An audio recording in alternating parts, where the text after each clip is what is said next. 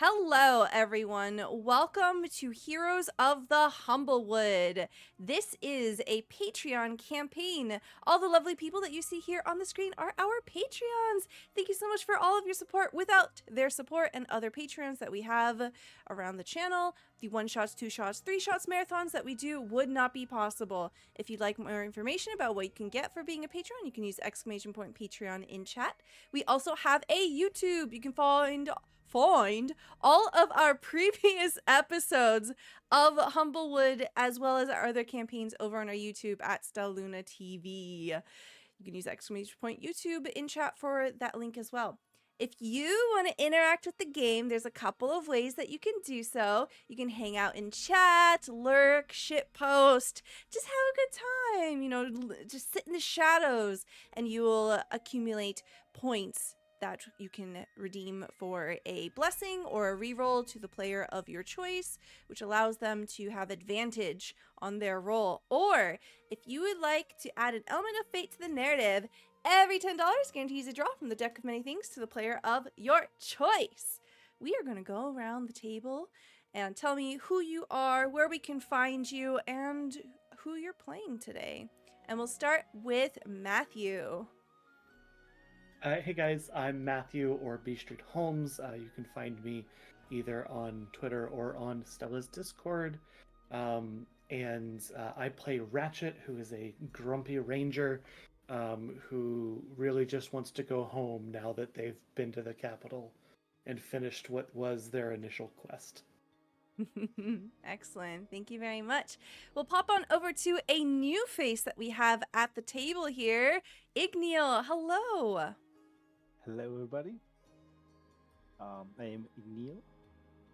I will be playing tonight a Gallus wizard, and he's a bounty hunter, and we'll see what more gets revealed as we play. Excellent. Thank you so much. Unfortunately, IncognitoBurrito was unable to join us. They have to be awake very, very early tomorrow, so we're going to put them into a pocket dimension, and they're going to be safe for this episode. Next, we have VertigoCross. Hi. Hello. I'm VertigoCross. I'm a variety game streamer over on Twitch. On Wednesdays, I'm also on Stella's channel playing Strixhaven with my friend Zombie over here.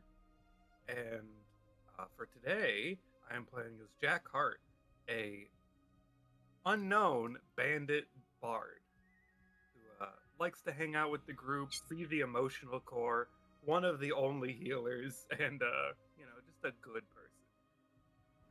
Definitely a very, very good person, and no one has ever questioned it ever. And we make the same joke every time we start one of these streams, but thank you. Appreciate it's because I always get that look out of Ratchet. Do you do it just for the reaction? Yes, every time I immediately look over at B Street's camera. That's so funny. That's great. We'll pop on over to Zombie. Hello, I am Jacob. I'm Zombie. I am Z, whatever your name to call me. I am the lore keeper and Captain Z of the Good Ship Clip. I probably do too many clips, so it's up to your own discretion. Today I play Leon Breeze, Vader my puck extraordinaire, future world heavyweight champ. But right now, we're here to possibly stop these bandits with their egg. Is it their egg? Who knows? There's a mushroom thing following us. Why? Who knows? Maybe we'll find out today. You can find me on Twitter as ZombieFighter89. If you go there, or on Blue Sky as well. If you go to either one of those websites, whichever one's your particular favorite, you will find a pinned notification. In that pinned notification is a Google Doc sheet of all of the different edits that I've done, compilations I've done for Stella and others. In the past, some are listed, some are unlisted. One of the unlisted was the To the Moon and Back 3-shot that Stella did on their channel, which was a really, really, really fun game. So if you're interested in highlights of that, there's that as well. But I would encourage you to go watch the entire VOD on Stella's really, really awesome YouTube channel.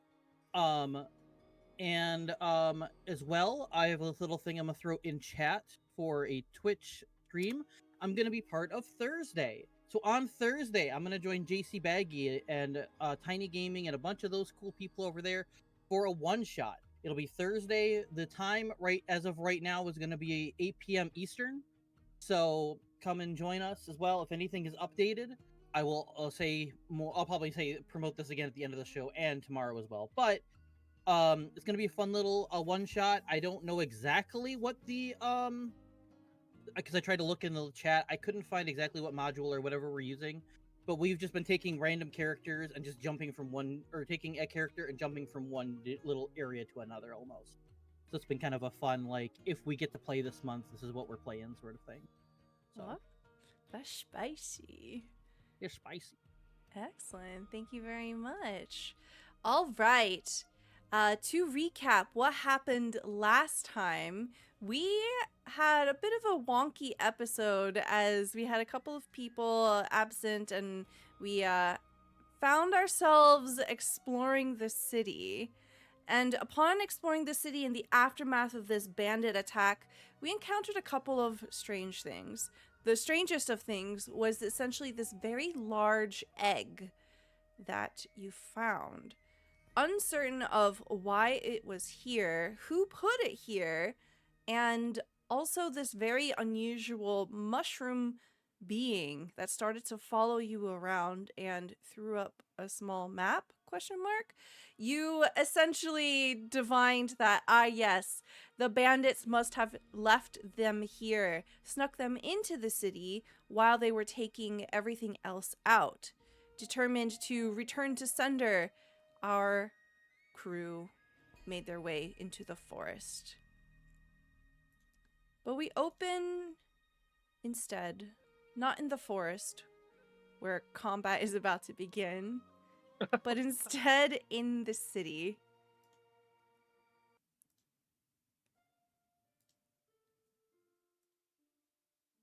Jack, you have been separated from the party. There was quite a few things going on. Pulled away, you aren't quite sure exactly where they went. You see that the city all around you is an explosion of panic and a flurry of color and sound as individuals are going about trying to either see what they're missing, things are being reclaimed, begging for help where they can get it, and the injured being wheeled deeper into the city where they can get some aid. You find yourself in a plaza, spinning around, looking at the various things. Where do you want to go? You're alone. Can I be in the area with all of the stores? Yes. All right, so let me take you to the Alderheart map here.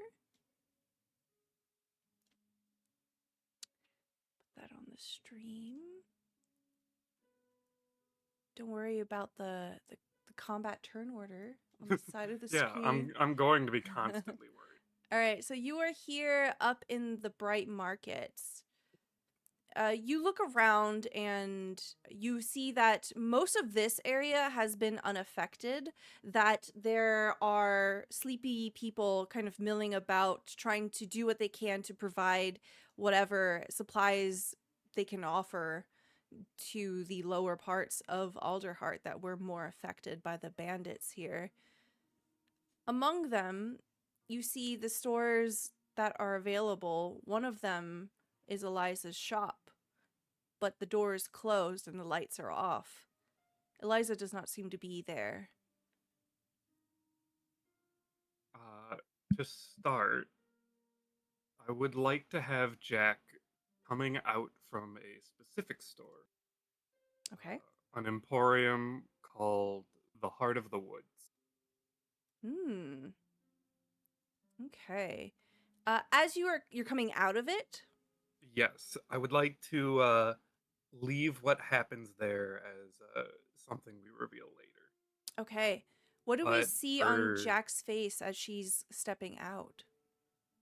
Jack is in a very weak posture. She's gripping her wrists and looking around awkwardly as she leaves. Whatever just happened was not a comfortable experience for her.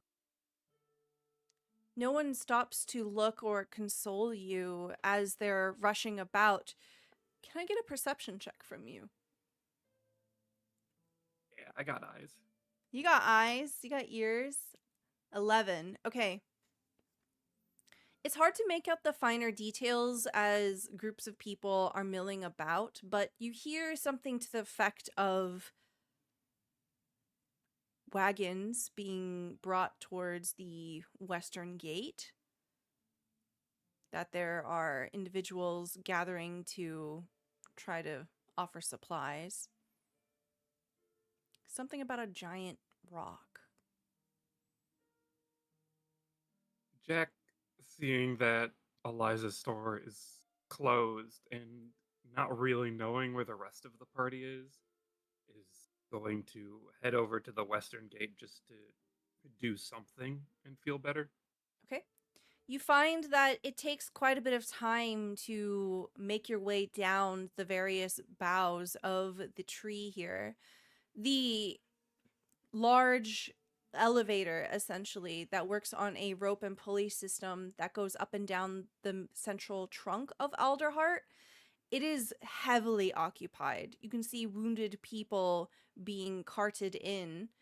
Do you want to wait for it, or do you want to go down the many steps that wind around? Well, she's gonna wait for it. Okay. 30 minutes pass, and finally you make your way onto solid ground. The first thing you notice right away is a giant rock.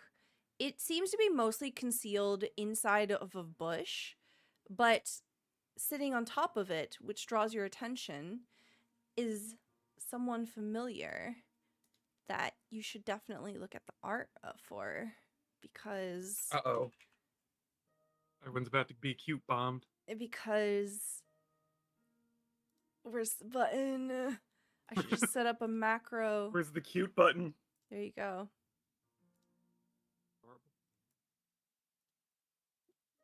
You see curled up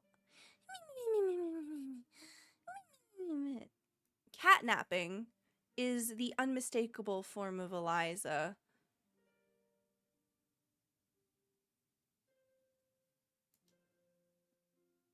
What do you want to do? I am going to sneak up to Eliza. You see that in her sleep, eyes closed, she reaches up and with a paw, she scruffs at her ear. It twitches. She doesn't sense you. There's a bit of a glint of mischief in Jack's eyes as they contemplate, maybe just scaring the heck out of this sleeping little cat. The moment fades, and with a gentle hand, they scratch at Eliza's head. Yeah. Oh, right there. Yeah. And you see her leg kicking, and slowly one eye, then the other opens. Oh, it's you, Jack. She slowly stretches. Ugh. Oh, I had myself a little nap here. And as you're in this closeness, you can feel that there is heat radiating off of this rock. Of course, this would be a cozy place to take a quick nap.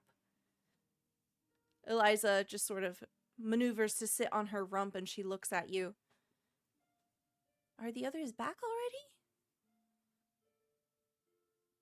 already? The others? Yeah,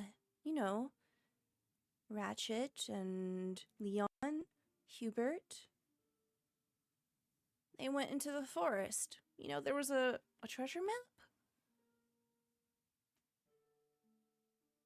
Jack just puts a hand in front of their face for a moment, head slightly tilted.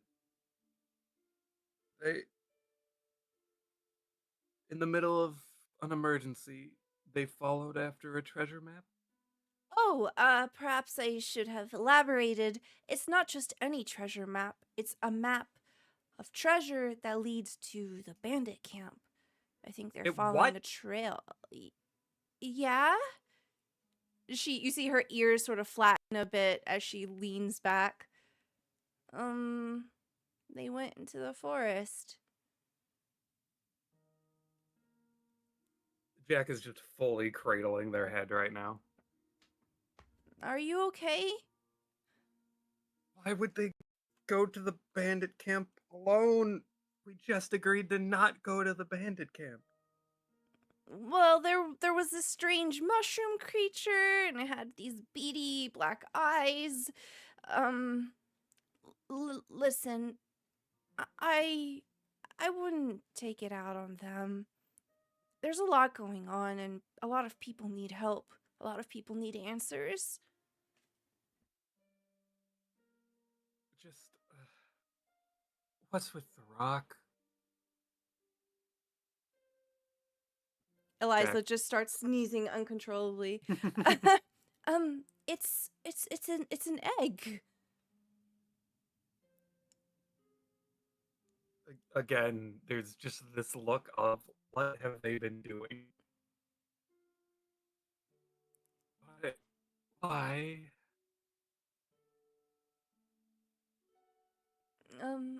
Well,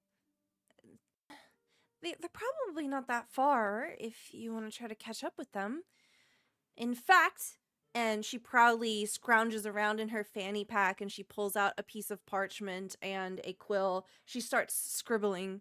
I remember the map that they showed me. It should be approximately here. And she provides you a very makeshift map with rudimentary shapes and directions. Jack looks down at the map and then looks back at the egg. They just left it here in a bush. Oh, I'm guarding it. No one's gonna mess with it. Otherwise, they'll get... And then you see her bring up her claws and just shing! Little tiny, almost like dagger tips come out of her fluffy paws.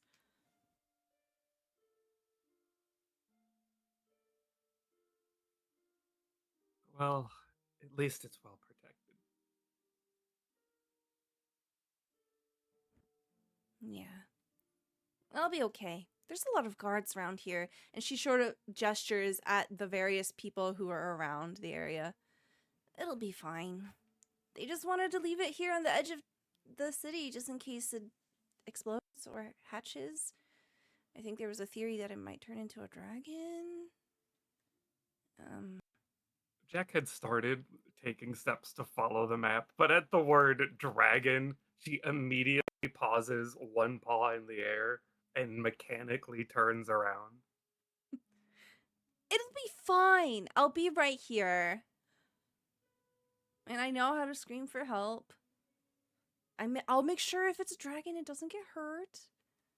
Can I do a check to see what kind of egg this might be? Yeah, you can roll a nature check, and if you roll above an 8, you'll get more information than what everyone else did last time, because they rolled really badly. Oh my god, dude. Whoops, was do I that have us? any resources? Is there anyone who wants to, like, give me a something? No, just roll, just click the nature button on your character sheet. It'll be Click fine. the nature button? Yeah, it'll be fine. You'll be fine. If I get a 3, I'm gonna be really disappointed. It's it's a 5. Yeah, it's a nice rock, dude. Like, Man, imagine if I'd had, like, the blessing and could have had a natural 20. Look.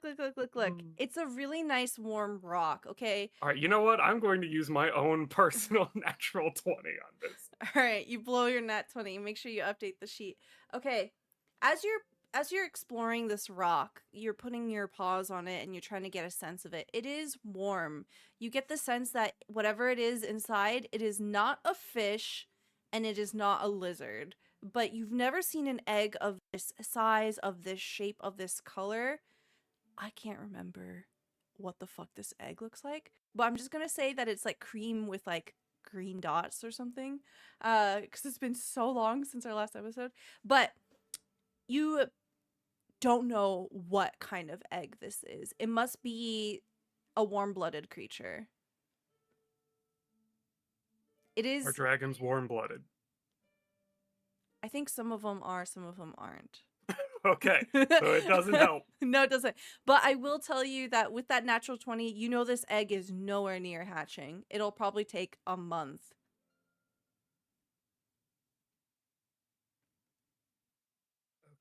Well, it's warm-blooded, so there are dragons it could be.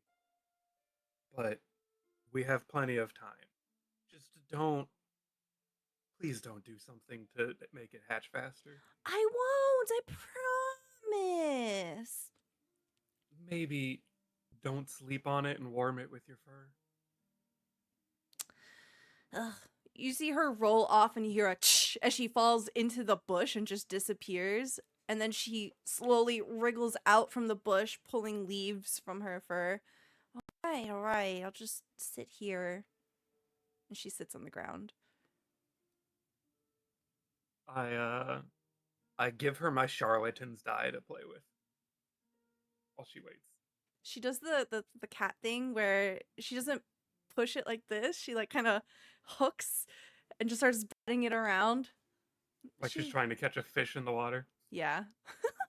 She seems as if she'll be very entertained for some time.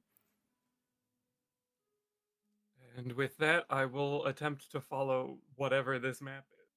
Okay, go ahead and roll me survival at advantage.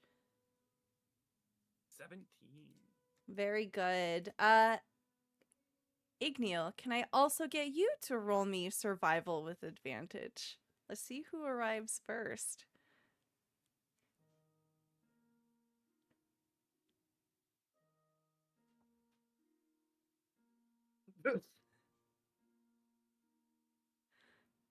Eight. 8? Oh, it didn't update for me. Okay. Very good. Wizards. Wizards.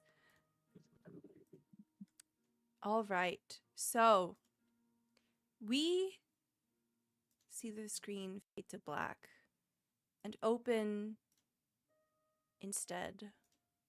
Not on the edge of Alderheart, but somewhere deep in the forest. Get 'em, boys! You see various bandits beginning to charge. Hello? There we go. Beginning to... Realize I need you to move to the corner. Do you keep it open? Yes, the entire session. The entire session? Dang, okay. Yeah. All right. Eliza enthusiast. All right. The bandits way to be. go first.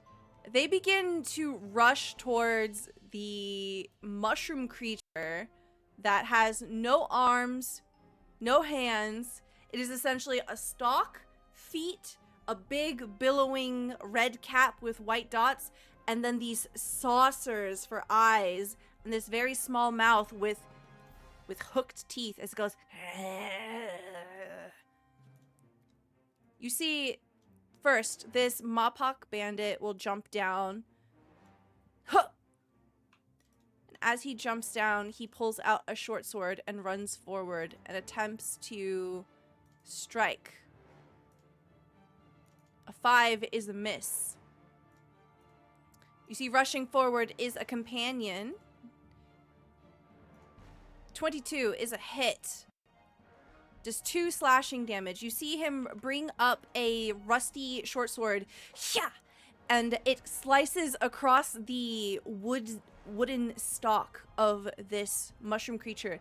It sort of like rolls its head in the direction of its attacker, but doesn't otherwise seem to respond very much.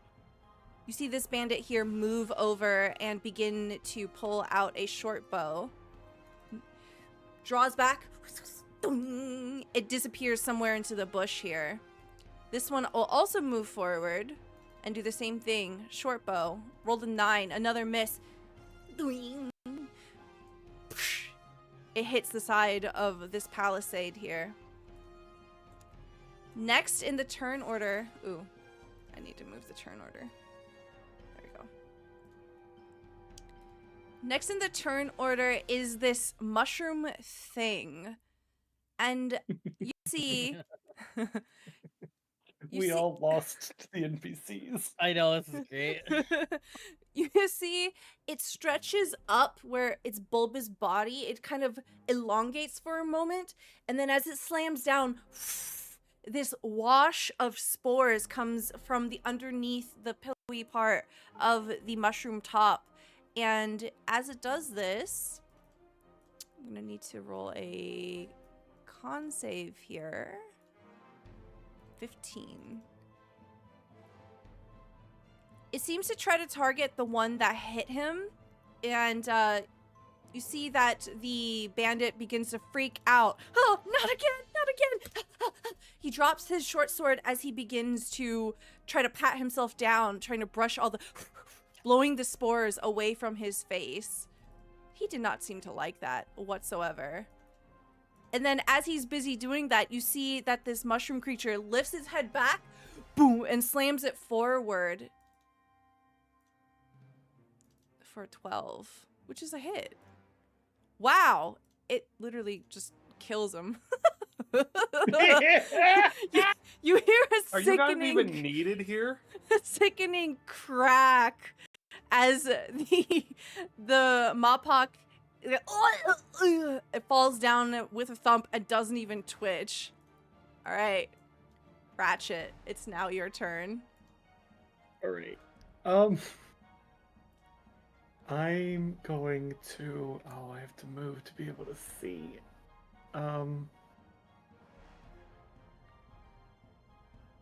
Think. And just as a reminder, here. the tents with the X's on them, you had scattered out to be supply tents. So you don't think that there are people like sleeping in them, but there might be people like working in them or something.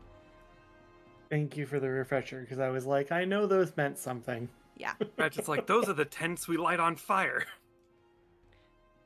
And I'm gonna take. I was gonna take a shot at the one at the front that's by the mushroom guy, but I feel like he's doing all right. So, I'm gonna take a shot at number 3 here. Okay.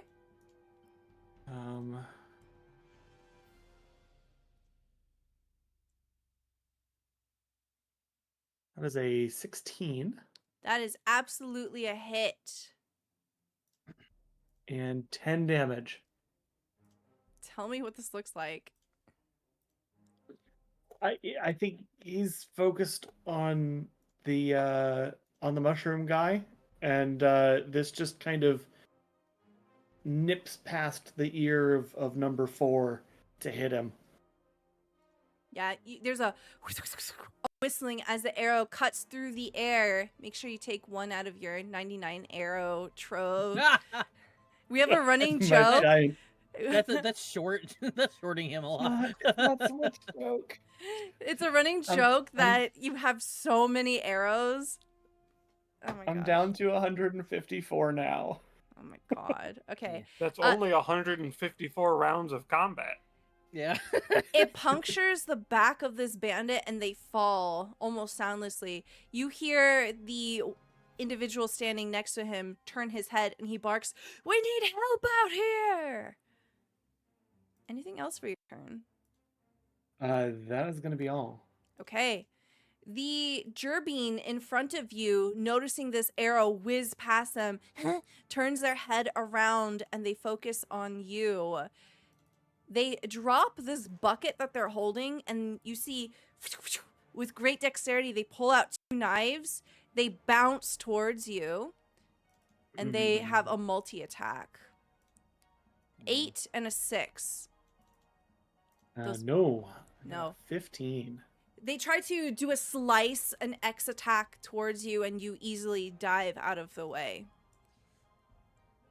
Leon, it is your turn. Okay. I'm sort of, so they are, the Gerbine is distracted right now with Ratchet, correct? Yes. Like, they're paying attention. Okay. Kind of.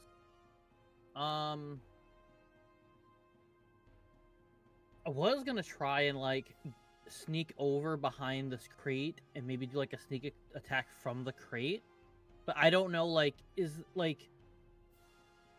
I mean, obviously the tent is probably taller than the crate, but is this, like, blocking it too much where I couldn't attack the Gerbine from, like, hold on. From, like, this point, like, right here on the... You would not have a line of sight from the northern side of the Gerbine. You'd have to move on the south side.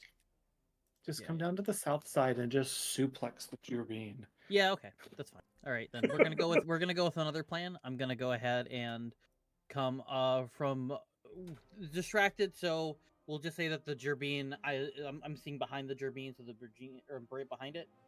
And I'm gonna try a grapple. Okay. So go ahead and give me an athletics check. No. It's a 9. Okay, I rolled a 13. You stomp over and you try to grab, but the Gerbine is just so small and so quick, literally just slips out of your grip, dropping down to the ground, much smaller than you. Darn. Like, actually supposed to be small size, so it's technically like this. I don't think so, buddy. Anything else for you? Sounds so adorable. I'm One of your friends. I'm gonna slit your throat and gouge out your eyes. It's even better. As buddies. Somehow you're still not cute from that. It's a pretty good trick there. I'm going. I will bathe in your entrails. I don't think there's anything else I can do at my level, so. I'm gonna turn your intestine into a necklace. Okay. Can I get a initiative roll from you, Jack? Ooh, from me, Jack. From Where's Jack. my token? Oh, okay. So you're not in the middle of here, but there's your token. Surprise! 22. See, this is how you roll shit. initiative, guys. We're all like just sneaking into this. Okay, I need you to roll me a 1d2. Okay. 1 will be north, 2 will be south. All right, south. Cool. So you'll be on the south side. Okay. I'll be in Mushroom Town. Yes, you will. All right. So it's actually your turn because you rolled so high with a 22 initiative. So, Jack, you begin rushing through the forest, and there were some shenanigans that happened, which would make the timeline kind of make sense because they didn't immediately go into the fort. They spent some time following and trying to figure out what this mushroom thing was. But essentially, you can hear raised voices towards the north as you're maneuvering through the forest. You hear shouting. And as you break through the tree line, you can see that there is a desire path leading through the wilderness and what appears to be something of a wooden palisade. Coming up, you see that there is this weird mushroom thing in the way, and it appears to be dodging and headbutting the bandits. What do you want to do? It's your turn. I'm gonna take like 2 seconds to be stunned. Okay. Not like an entire turn, but just like that's a big mushroom headbutting a dude. Yeah. The mushroom, I believe I said, was like about 3 feet tall. All right. Well, about that. So it's like that Eliza mushroom is now height. 6 feet tall.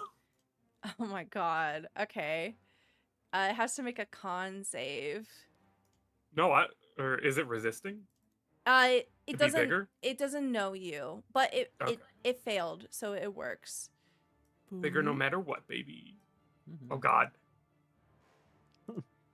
So can you describe to me what this spell looks like as you enlarge the mushroom?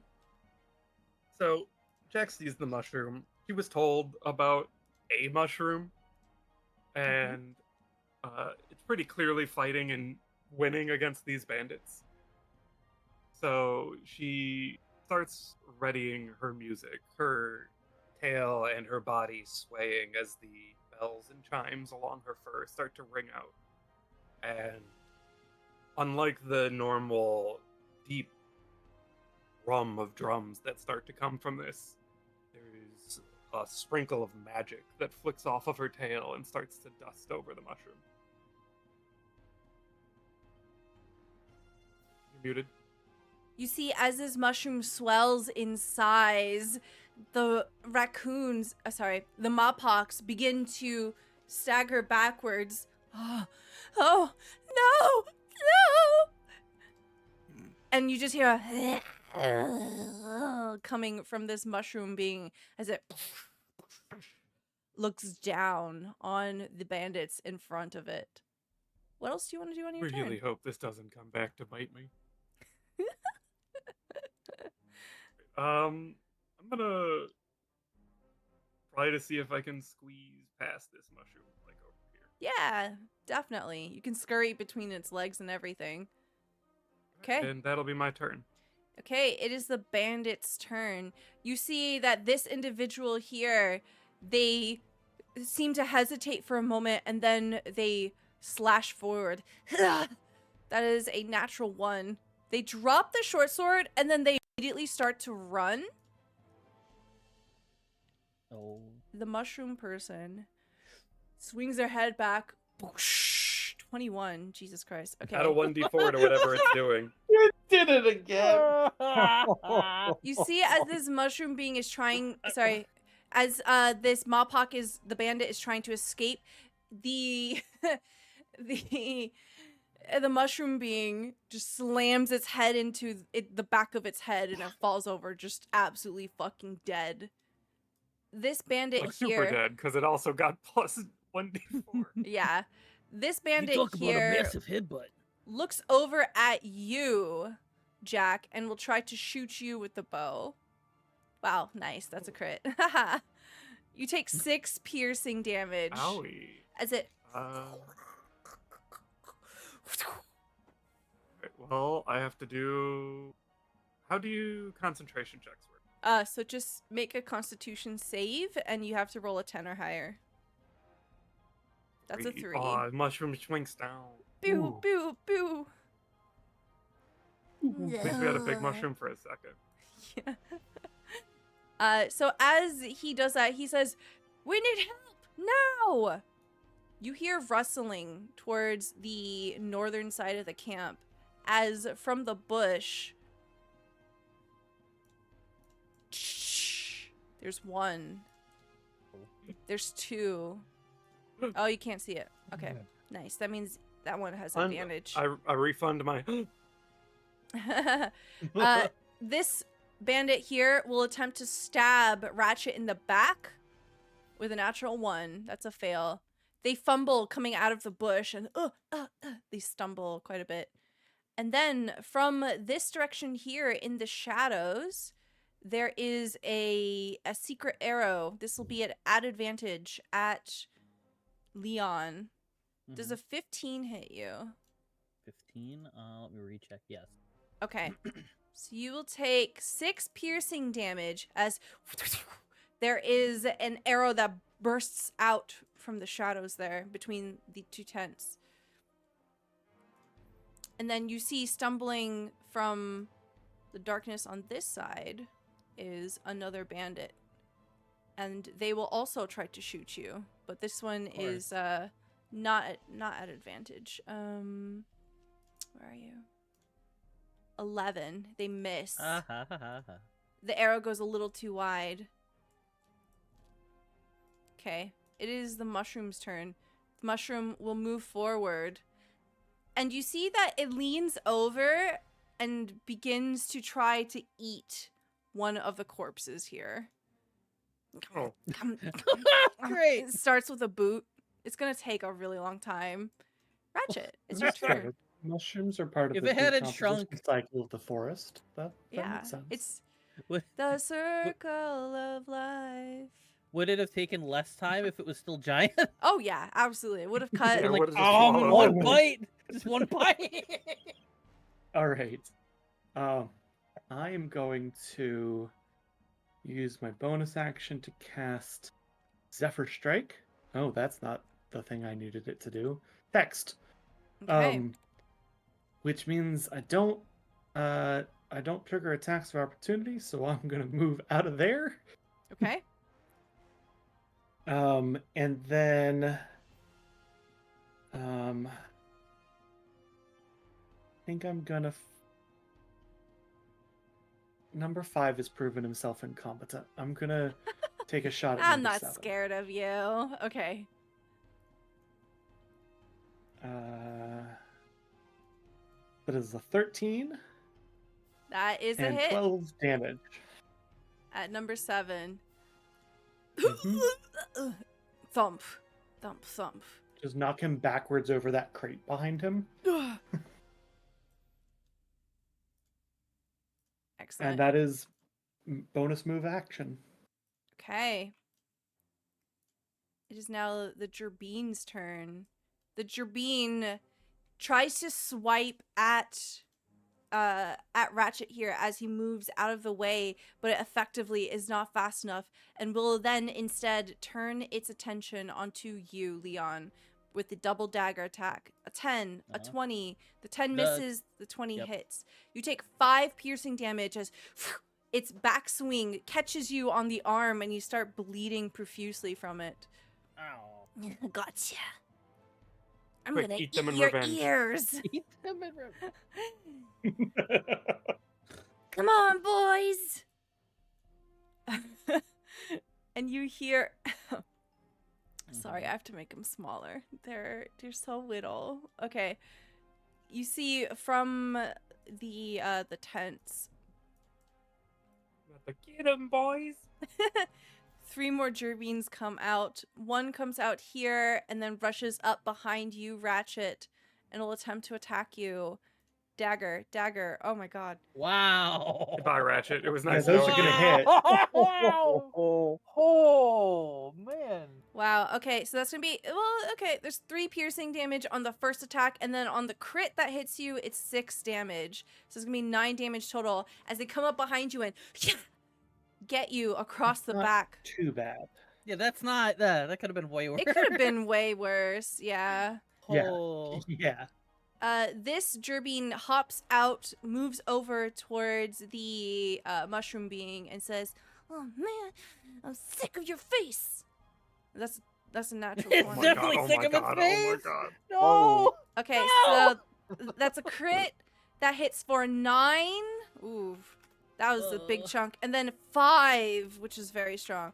Okay, you see, as they there's a flurry of cuts, and they literally take a chunk out of the mushroom being stalk, and they go.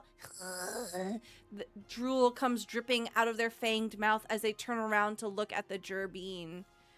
And then you hear rustling inside of the tent, but no one comes out of the tent. Leon, it is your turn. Real quick, I did my concentration check and failed, so I've lost the Zephyr's strike. Hey, concentration gang. Always failing. Just lets me Oh, I concentrate don't- on something else. Nah. Yeah, All right, we're I now don't- team ADHD. Gosh, I don't know where to go next. Part of me wants to go into the tent because I don't know what's in there, and I know it attacked. What me from if him. you punted the Gerbeen in Yeah, okay. front? I'll cave into you. Hold for on, this what time, what V. cards do you have? Hold on, let's see what I can I do. Do you have a don't here. punt card? A deck of many kicks. All right, nothing that can help you right now. Are there things that will You hurt have me a later? card too, Stella. I do have a card. Ooh, okay. You do. I just Also- I The actually the have 2 Flames cards. card. 5 more Gerbeens pop up. Mm-hmm. Okay. Speaking of cards, I did something. Too. I'm oh, did you? Oh. Yeah, I said I didn't. I forgot to actually tag you in the Humblewood thing, but Oh. I don't know if it updated on your end or not. No, it didn't. Well, mean, do it's your not- turn. Do your turn. I was gonna say it's not applicable right now, but since we were on the topic of cards, sorry. So yeah, I'm just gonna the Gerbeen's right in front of my face. And I'll just try to grab it again. We'll just try and grab it again. Okay. That would be athletics again, right? Yes, please. No. 9. It rolls an 8. It rolled an 8. It rolled an 8. Okay, Yes. you Yes! get him. No! You do like you miss, but they kind of fall and they fall into your arms and then you squeeze them. And it gets a little romantic. Ugh. I'm gonna bite all the muscles off your arms. I'd All like right. to see you try. Okay, so you Look, have they're already them mimicking grappled. your speech style. I have them grappled. Okay, very good. Any bonus actions or anything else you want to do? Did someone through- just ping the fire? That Are was you- Ratchet. Ratchet just pinged the fire. Good job. No, I think it was Igneal. Oh, was That it was me. Ignil? Did I? It was me. Just pinging the fire. Hey, if you want ideas of where to put them. Oh yeah, it was blue. Mhm. I'm like, That's so funny. Where could we put this? Yeah, where could we put? You yeah. can technically drag them. I can't. Well, see, my Mine's a nice pink. You're moving at half speed though. right. I could. However, I kind of wanted to like chuck them at whoever stabbed me in the tent. Kind of like if I Mm. wanted to, but I don't know if that would be like I have to do that on my next turn thing, which is fine. But my idea was like to like try to aim in the darkness and hope that I like hit its like throat or face or whatever the heck stabbed me, and just Mhm. throw it into like the. You'll throw it have into to the do other it on thing. your next turn because you only have one action here. But zombie, Okay. What? all these threats are see. clearly a cry for help. You could try to redeem them by hugging them. It's true. I will say You think he's hugging. a paladin? I'll say hugging is a free action, especially when you have them grappled. Do you want to hug them? Yeah, you want to hug them? You can hug them I can't nicely, wait. but you can hug them really hard for like Yeah, 0 damage. but I can't almost a wait day. for I you will- to crush your feet. You know what? So you can Ivan, actually I've- hug them to death. We're gonna use this a little bit. Yeah, go ahead. I'll give him a hug. Give him a false sense of security and safety. A false sense of security. Roll me deception. You deal okay, buddy. emotional It's damage okay. because his Let's go parents to never sleep. hugged him as a child. Damn it! Why low rolls? Hold on. I'll roll. Okay, you rolled an 8 deception. Yeah. They rolled a Damn it. 15. They know better. Oh! They're like, I know what you're trying to do. I invented that move. I invented the hug. All right, I'm gonna say that's your turn. I get. Yeah, it's gotta be. All it's right, just the, I need Igneal. I need you to roll initiative, and then I also need you to roll me a 1d2. You're muted, I think. Hello. Hey, I hear you. Okay. All right. To initiative. 18. Very nice. And that. You go Mm. before Ratchet. 2. Perfect. You're exactly where I put your token. Hey. All right. Jack. You can hear coming from the south, someone seems to be approaching. But you can't quite see them yet. They're not on the map yet. All right. Well, I ignore that sound for now. It's probably not important. Yeah. It's all good. I'm going to walk over here, trying to hide behind the mushroom. And we're going to do some big heals. Okay. First off, I'm going to use Cure Wounds. Okay. On who? The mushroom. Okay. So to start, we will Cure Wounds at level 1 for Okay. 12 health. Very good. And then I will follow up with my reaction to bind the wound for another 6 health. Okay. Oops. I accidentally did plus 22. That's not correct.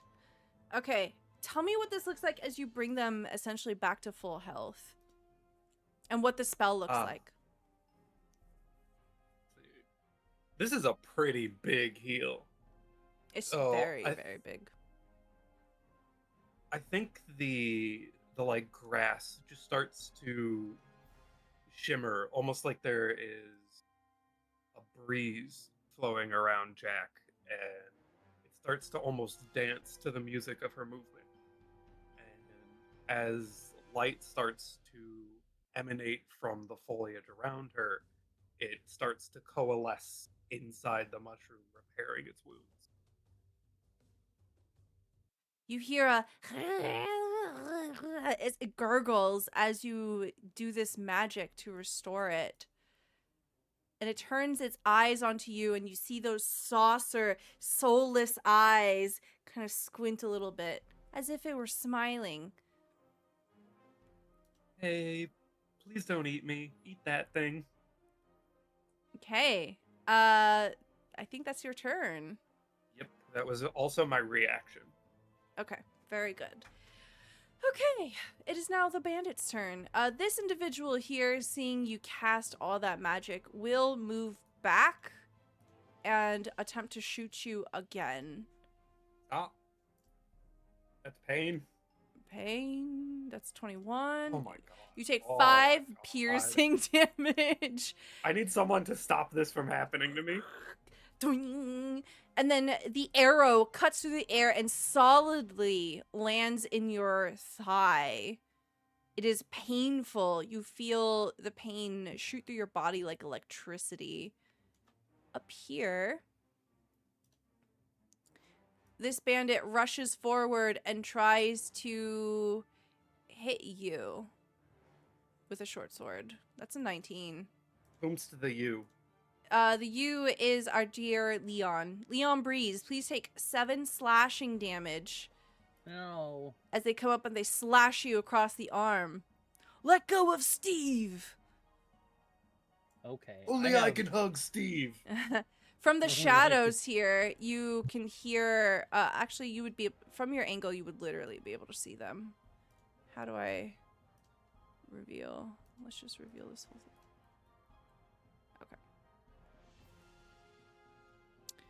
Okay. They shoot you again.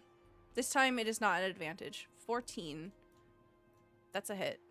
5 piercing damage. This is looking really bad. Oh god. 5 piercing Okay, I damage. healed the mushroom. It's the mushroom's turn now. Was that all of them? It was. Okay. Alright. The mushroom will turn towards the gerbine here. It rolls a 6. It misses. You can't do that, buddy. You can't do that right now. Okay.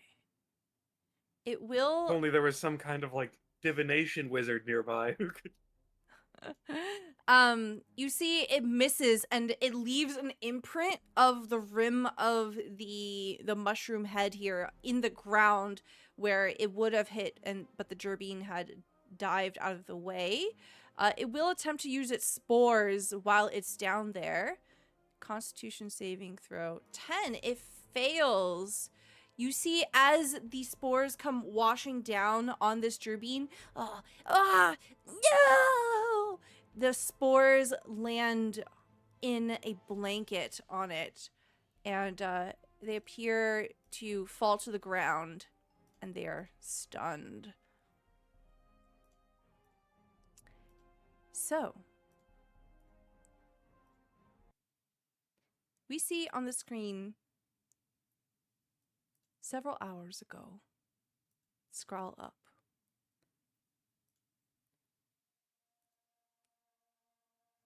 Can you describe to me what Alistair Brent looks like? Very colorful. You see a golden pheasant-like individual. He's got these beautiful golden eyes with deep, dark pupils, and this golden feathers on his head, ending in red tips. He's also wearing a dark cloak with a red wizard robe, and a little dagger on the side, and a little spellbook on his left side. He's got a pretty straight demeanor. He's like straight back, walking with confidence and purpose. You had caught news that the person you're looking for is somewhere nearby in the area. You have been hunting for them for several days now, and with this lead, you move through the forest with renewed vigor. You have the parchment in your bag. You don't have to look at it. You've memorized it. The face of the individual is burned into your memory as you come up into a clearing, and in this clearing you see that there is a desire path, essentially not made out of cobblestone, not deliberately carved out of any place, but literally a dirt path that was made from the stomping of feet as people head back and forth in a particular area. You decide to follow this path. You head in the direction away from Alderheart, where you had just been, and there you begin to see, parting between the trees, a wooden palisade. Before you make your way towards this bandit camp, I want to say thank you so much to Zombie Fighter 89 for 2 card draws from the deck of many things. Igneal. Welcome, friend. Welcome to Humblewood. You get 2 card draws here, buddy. So remember, this game's really easy. All you gotta do is tell me when to stop, and I'll tell you. I won't tell you what it is. Unfortunately, you just have to find out from playing the game. Stop. Okay. Stop. Yo, that's so unlucky. Damn. You got. Oh, it's Zombie, you gotta get them more cards. You got 2 really bad cards for not again. starting the Yes. campaign strong, I guess. Okay. So you begin to approach, and you can see that as you come up towards this camp, it is clear that there is already a fight happening. Can I get from you an investigation roll? Could I have cast Mage Armor? As Yeah. It's an 8-hour spell. Yes, absolutely. You could do whatever you need to prepare, because you essentially are going to ambush these people. Please don't ambush me. All right, let's see. All right, natural 1 into a 7 investigation. I Oh God, I'm imagine gonna get ambushed. there's just so much going on. You can't really pick out any details. You focus mostly on casting your spells here. What does it look like as you activate your mage armor? It seems that the wind picks up around me and forms a almost imperceptible, very thin layer of just wind around me Okay. that will help just slightly to deflect blows. There is a quality to your clothes that almost seems buffeted by an invisible breeze, a rippling of cloth and a rippling of your feathers as you begin to approach. It is now your turn. What do you want to do? Do I recognize these people fighting the bandits? Go ahead and From the roll description. me a history check.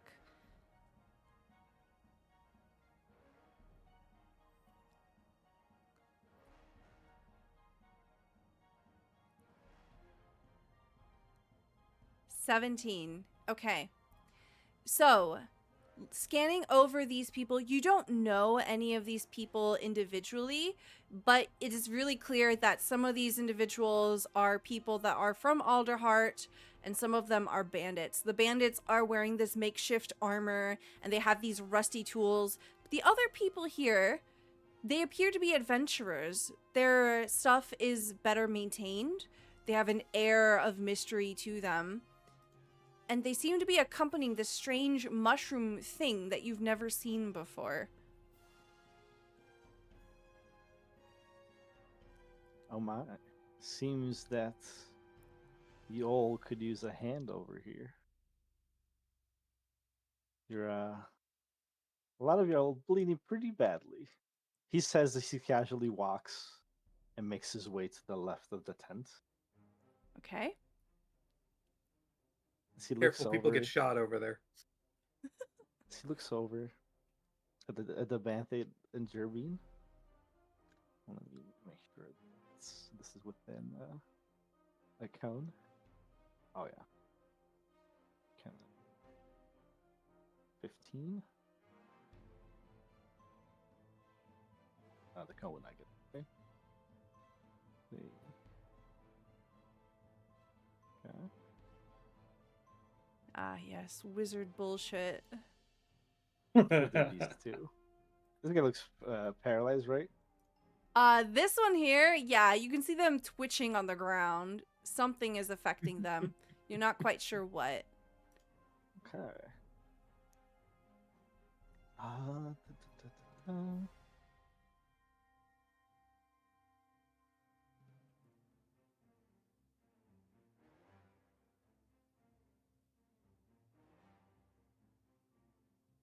As you see Alistair, he starts batting his wings 1, 2, 3 times as you see flames begin to form and appear and shoot forward into a cone all over the enemies, the two enemies, as it flies as the flames fly over towards Jack and the mushroom. The flames bend, and all they feel is just the feeling of warmth and Wait. protection as they make their way past. How do I do this? Okay, hold on. There you go. Oh no! You have Not the cone. you can turn this now. You have access to move that. Yeah. Where do you want to shoot Not the this? Dorito of power. Oh. You can point it wherever you want. You're Um, pointing it at me. Please do less Friendly than fire. 5 if you damage. hold Alt, you can avoid the snapping. It needs to be a little bit bigger, I believe. It's a 15-foot cone.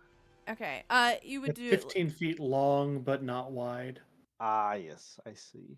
Yeah. Oh, doesn't he be one wider like that? Yeah. Yeah. That looks right. Yeah, there we go. Like If I this? go little- Sorry, I'm trying to rotate it to get two enemies.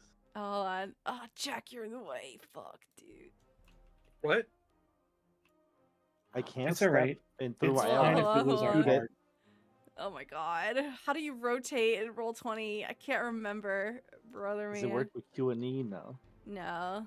There's like a I see a thing here. yeah, Let's but see. there's a button under it. There's a button Here. blocking it. Hold on, hold on, hold on, hold on. We're Yeah. smarter than the Oh. button. Oh, Oh, no. god, no! It's getting bigger! We are smarter than the button. Enlarge. Ratchet, get down! Oh yeah, I got it. There you go. There we go. Ratchet, get down! Jackson. Make it one smaller, please. Like that. This wizard is terrifying. Cool. Just directly across Jack. I'm just Just walks imagining- up, holds their hand to the back of my head like I'm about to get blasted. I'm just imagining in real time, like There we go. Something like this. it's like in the air, like not even at us, just in the air, just getting bigger, smaller, and we're all just like, no. Oh, no, it's a little too big. Is it too big? Okay, hold on. Yeah. I think I can shoot it from Jack's spot. Yeah. Because you could technically, like, not... You could do it like this or something. Not in your turn in their spot as you're walking, yeah. You could also go to like the right of the Gerbine by that watchtower and hit them without Like that? blasting. It's okay. I don't know if you heard the description, but the flames bend around your body, completely unharming you. You only feel a feeling of warmth and protection. It's like a I hug. And a an little ev- trauma. Just a As little I- bit of trauma. As I am an evocation wizard, Okay. and I can sculpt my spells. Dexterity saving throw from this Gerbine. God, that was so funny. That's a 10. That's a failure. This Mopok Bandit, dexterity, that's 6. That's a failure. And the Mushroom Person, dexterity, that's an 8. Oh That's no, a failure. I also sculpted around the mushroom person. Okay, all right, cool. So the Gerbine. I can choose a number of I think it's proficiency modifier +1. Okay, So excellent. up to 3 homies. Okay, very good. So the Gerbine and the Mopok both fail. Roll me 3d6 damage, please. 7. 7. There is a flurry of fire. I'm gonna delete this.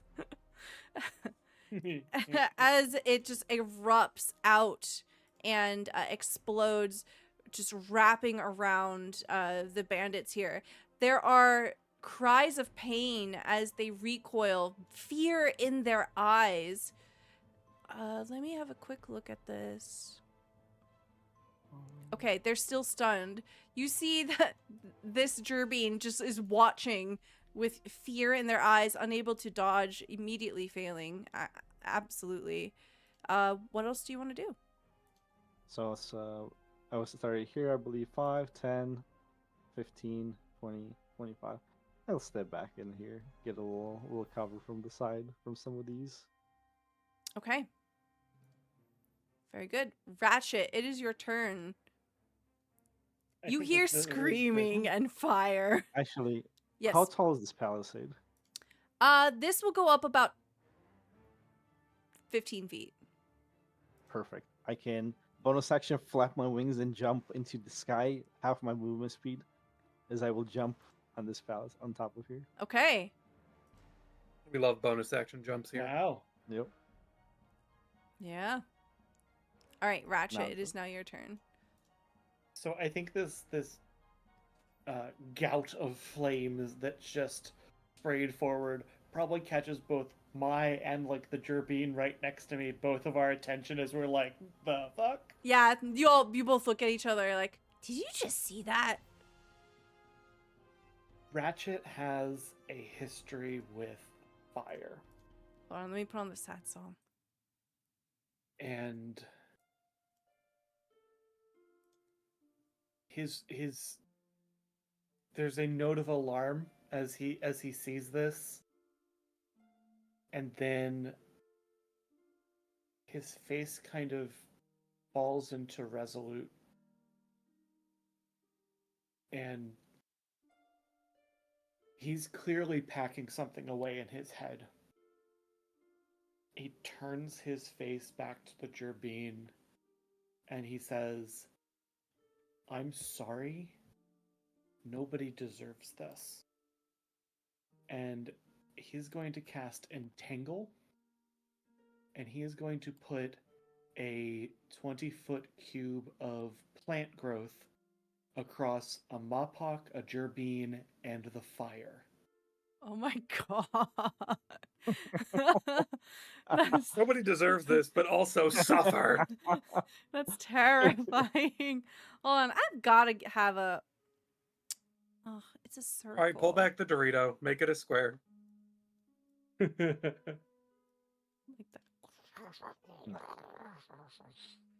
These roots come bursting out of the ground, and So they each need to do a strength save against a DC 12 Okay. to see if they are able to not get captured in it. Okay. The Gerbine thief is quick enough to jump up and avoid most of the entanglement here, but this bandit here, the Mapok, is not, and they are entangled. All right.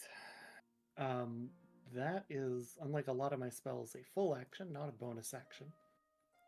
So, I can't make an arrow shot this turn, but I am going to. Oh, I'm still drawing. That's not good. I'm gonna to back up here. I guess to here because that kind of keeps me out of line of sight of the guy above the tents. Mm-hmm. But I do trigger attack of opportunity from the Gerbine when I do that. Oh, yes. They absolutely go for a swipe with their dagger. 18. That'll hit. That is 6 damage. As you begin to dive out of the way, they jump up and they slash at you, catching you in the back of the arm. I'm not sorry about this. Great. All right. You guys are like having some trouble over there, huh? Well, It is Not like me, uninjured. it is the Gerbine's turn. They are going to run after you and try to yeah. Wow. Okay. What's your AC? Okay, cool. The 14 will miss, but the 21 hits, and they hit you with the same dagger on the other arm as they rush forward. This gerbine here is deeply entangled. They are spored. They are stunned. They have to make a Constitution saving throw. A 13. You see them shake it off and they stand up. I think that is not the end of their turn. Yep. Okay, that's going to be their whole ass turn. All right. Leon Breeze, it is now your turn. All right. So I have. Oh, sorry. There's a gerbine here. He needs to make a save. He tries to wriggle Never free. mind. 14. Go ahead and roll me a athletics check. Alright. 10. Great. They break free. But that is their turn. Okay. Now it's your turn. All right. So, point of contention. After my last turn, I dug through all of my stuff. Would this count as an action? Let's Second see. wind. Second wind. On your turn, you use a bonus action. So use Oh, a this would be a bonus bonus action action. to heal. Okay. Yeah. So you could do Cool. that I'm right now gonna- if you want. Please, let me do this. Okay. So your fighter level is 3. So roll me a 1d10 and then add 3 to it. Boop. Okay. So that's gonna be 11. I will take that. All right. Yay. So can you tell me and- what it looks like as you like pump yourself up and you just manage to find some energy that you didn't have a moment before? What does it I look like think when that- you use second I wind? think them like trying to do like the grapple and stuff and getting away kind of like re-psyched me up, like, okay. And then there's like people, like, I'm seeing number 5 come near me. I know there's somebody in a tent back there, unless it's been do I yeah, see you 6 see. now? Yeah, you do. Okay. You see them. Okay, so I see 6 near me, I see 5 near me, 1's right in front of me, and I'm just like, in my head, I'm just like putting myself in my head into one of those like fight pits, you know, one of those like I'm in a ring, there's fans around. So I'm trying to get myself into that mindset, and it gives me a rush of adrenaline, and that rush of adrenaline has kind of like healed me in a sense, at least mindset wise, and physically I feel healed, so it's almost like I kind of just healed Yeah. myself. Okay. And then You have an action. I have an action. However, one other thing I noticed on here was right under there, I have this as well, which I didn't realize I had until afterwards. Yeah, action so surge. The action search, so I can do an additional action. So Yeah. I'm going to. What do I want to do? The one escaped. I'm not gonna really worry about the read. I'm gonna go to number 5, and I'm gonna try to also do like a grapple. Okay. Go ahead and roll me athletics. And I gave myself a blessing in chat. Can I please use it? Yeah, you can also always use them afterwards too. So you can just roll first if you want. But I'm just assuming this is not going to work out. Okay, hold immediately. on. Okay, so 18, or if you want to use it here. They rolled a 13. You don't need it. Okay, you Okay. have them grappled. That's your first Okay. action. Okay. Second action. I have them, so I have a hold of them and I can move them, right? Yeah, at half Okay, speed. cool. But if you move out of the range of this guy, the gerbine has an attack of opportunity on you. Can I slam 5 onto the gerbine? Yeah, absolutely. All right. So I'm going to. What in direction is this number 5? Is it facing me, like to the face, or was it back to me? It was facing you. It was attacking Okay. you. So I'm gonna do in what they call in wrestling a lockup. I'm gonna do a lockup, and I'm gonna scoop my arms under him and pick him up for a slam. So I'm Mhm. gonna pick him up where his legs are in the air and his head's tucked in here, and I'm gonna Mhm. slam him down back first onto the gerbine. Okay. Roll me an unarmed strike. Yeah. Okay, 18's a hit. Roll me damage. Okay. 8 bludgeoning damage. All right. You take this Mop Hawk bandit and you slam him into the gerbine here. I'm going to say that this is going to break your grapple, but they both Mhm. take 8 damage as they slam into each other. No, it's fair because I would let him go. Like I'd let him drop as Yeah. the slam happens. So that makes perfect sense for me. Ugh. to grapple off, yeah. as you throw this individual aside, they fall prone. They look super fucked up. They lose a Oh, couple yeah. of teeth from that maneuver. Hell yeah. Let's go. Okay, so you I'm have gonna stab you with my movement. teeth. Anything else? I think that's all I can do. Okay. Yep. All right. At the top of the turn order, Yeah. Uh-oh. Wait a minute, it's my turn. Don't do this. at the top of the turn order, you hear ruffling coming from this tent. Stepping outside first is a gerbine. They hold the flap. Oh, oops. They hold the flap open here. As you see, emerging from the tent is someone that you all recognize. Frey Meriden steps out into the clearing, and her eyes narrow as she scans over who it is that has become intrusive into her camp. Recognition floods her visage as stepping out from behind her is a wolf. You hear a "ow" as the wolf howls into the air, and joining the initiative will be a bandit captain. If you roll a 23 Stella, I swear to God, She rolls a 19. I mean, I'd be really sad. The wolf rolled a 16, and the gerbine will go on. Is this initiative like a too. regular wolf? Or like on a a zombie wolf? Oh no, like there's nothing wrong with it. It's definitely a beast. No, I mean as in Zombie's character, who is a wolf. Oh no, it is not a person. It is an animal. It is a full-on Okay. animal. Okay. Jack, it's your turn. Alright, well, I'm gonna try to break line of sight and not let Frey Meriden see me as much as possible as I hide behind the mushroom. Okay. And then I'm gonna heal myself. But it looks different this time when I heal myself. Okay. Keep clicking the wrong button. Because I make attack rolls for these things. Right, 10 for cure wounds, Okay. and a 4. So 14 health, bringing me back up to 19 out of 21. Nice. very good. So when Jack heals himself, there's a stillness around them. The bells and chimes no longer jingling. In fact, there doesn't seem to be any sound around her as everything goes quiet, and there's just the steady rhythmic beating of her heart that grows louder and louder until the beat itself seems to start recovering her as her blood speeds up and her wounds heal faster.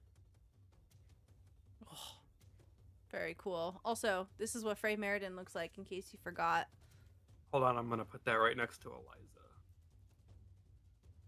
There we go. The danger ship. Yeah. That's my turn. Okay. It is now the Mapok Bandits' turns. This individual here is restrained in the entanglement, but they won't even try to run away. They have so many targets to try to hit.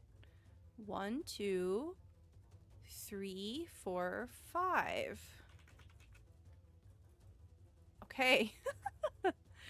This bandit tries to shoot Jack with a short bow. 17 is a hit. Yeah. You take. AC's not great. Oh, sorry, I was muted. It has disadvantage while entangled on attack rolls. It rolled a 5. You're fine. The arrow just barely arrow? skims through my clothes. He shoots the arrow up into the sky. It just goes extremely wide. Okay. Over here, we have the 2 Mapok bandits. This one will stand up.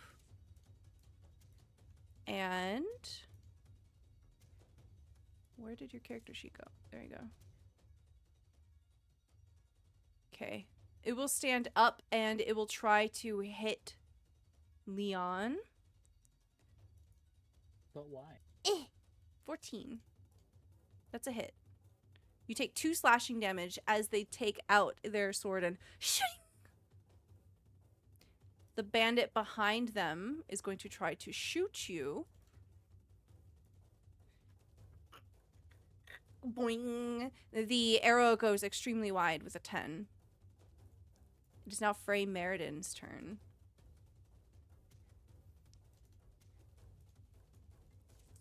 You see Frey Merridin whips out what appears to be a rapier at her side.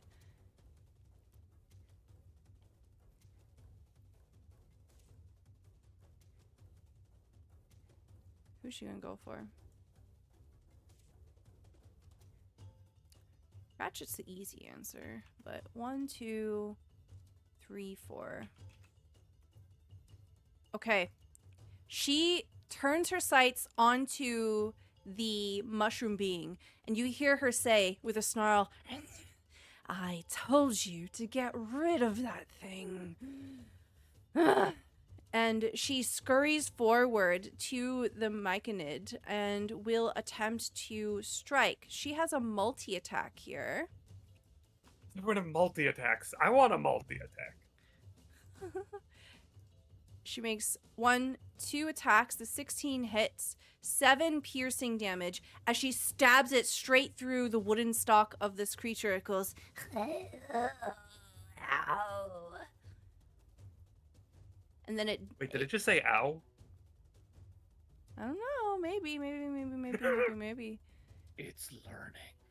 Oh no, when it ate that person, it learned. It's learning. All right. It is now Alistair's turn. What do you want to do? Why did she have to move from the perfect spot she was in? The wizard with fireball problems. Ah, Out at level 3. 1, 3, 4. I guess I'll take 4 targets. Oh, that's 2 allies there. Okay, that's not too bad. Here, I should zoom in. There's so much going on right there.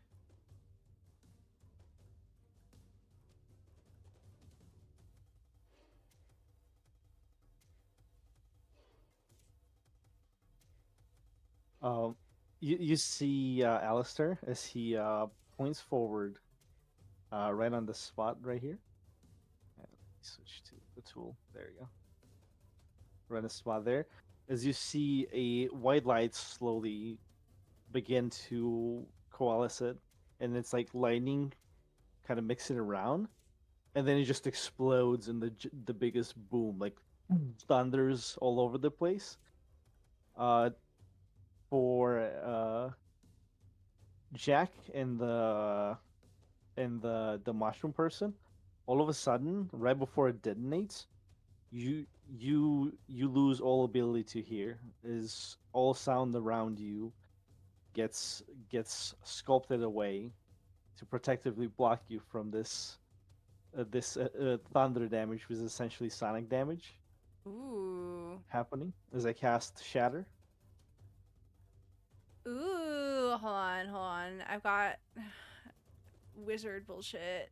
Where is it? You got a blue Dorito? It's not a Dorito. I think it's A supposed Cool to be a Ranch Dorito? square, right? 10-foot radius. 10-foot radius. Okay. That means it's a circle. 10-foot radius. God, that means it's this big. Yeah, it's the same size as my vines. All right, there you go. You should be able to move it. You can put it wherever you want. Let me double check something. I want to make sure it's all saves and not just dexterity. Double check. Oh, it says 15-foot cube. Oh, then I'm. Oh, I'm seeing. Oh, they're pushed 10 feet. a I am 10-foot sorry. radius. That's even better. Yeah. Oh no. Oh, yeah, it's the pretty same. good, actually. It's So, 3x3. Yeah, 3x3. that's perfect. Oh, make an invocation fail. You wanted it like here? Let's see. Slightly more up. Right there. Okay. Want to get 4 of the enemies. So that will get the wolf, the captain. The Gerbine and the Mopok. Yep. Yep. Okay. They'll have to make Constitution saving throws. Okay. The wolf will go first. Constitution save rolls a 16. The Mopok Bandit rolls a Constitution save 7. The Gerbine rolls Constitution save 6. And Frey Meriden will roll Constitution save a 5. So only the wolf saves. So he'll take 4, and everybody takes 9 thunder damage.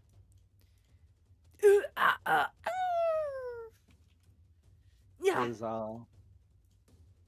As I move forward, Okay, you see the Gerbine and the Mopok both fall to the ground, electrocuted and dead. I shattered their eardrums. Yeah. I step forward and I will take object interaction. I kick the ladder so they cannot climb up to me. Ooh, okay. Right here. All right. And then I step into this corner to get like a better position to get cover. Okay. Because also to drop prone, it's a free action in case somebody starts shooting at me. Okay. All right. It's not gonna make a difference because on Ratchet's turn I'm gonna drop the entanglement. But I like the idea that the ladder lands in the vines and the vines just like grab a hold of it. Yeah. The vines just consume the ladder essentially. Yeah. Okay. It is now the Myconid's turn. They're gonna turn to Frey Meriden and go and try to headbutt Frey Meriden. Misses. That's gonna be its turn. Ratchet, it is now your turn. Okay. I've got 2 Gerbine next to me. There's a lot going up there. Yeah, there's a lot going on everywhere. This is like if 5 people were using MS Paint together. Less and less happening to the south. Something I don't know. We kind of got the boss over here. Yeah. All right. I'm going to. So I've still got the bow in one hand. I'm gonna draw a short sword with the other one, and I'm just gonna take a melee swipe at the Gerbine number 4. Okay. There's only a 10.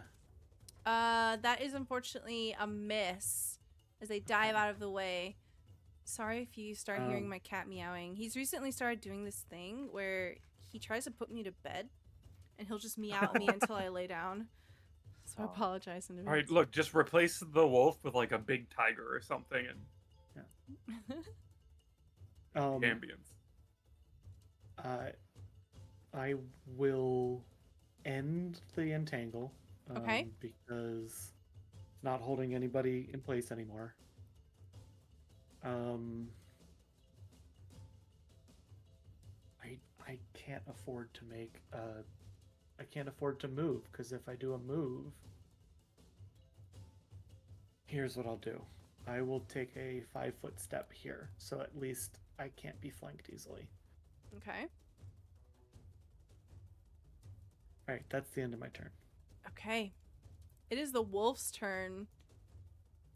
It howls out into the air and it sniffs for blood. Let's see. We've got 1, 2, 3, 4 targets. It runs right up to Ratchet. Yeah, it does. Unfortunately for you, it has pack tactics.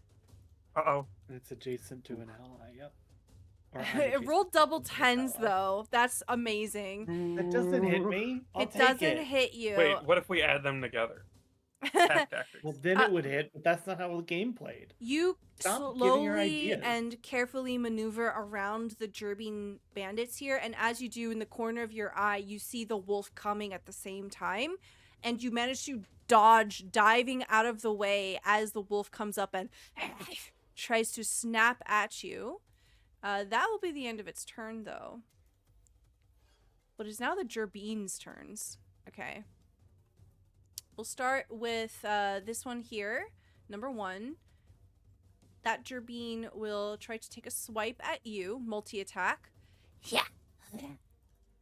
That'll hit. Sorry, this is number 1 coming at Leon. Oh, sorry. No worries. They Yay. do both hit, though. So you take 12 piercing damage as Yay. it slices at you. A number 4 I'm here really glad I used that. Well, that bonus action is going right to now. aim for Oh. Ratchet.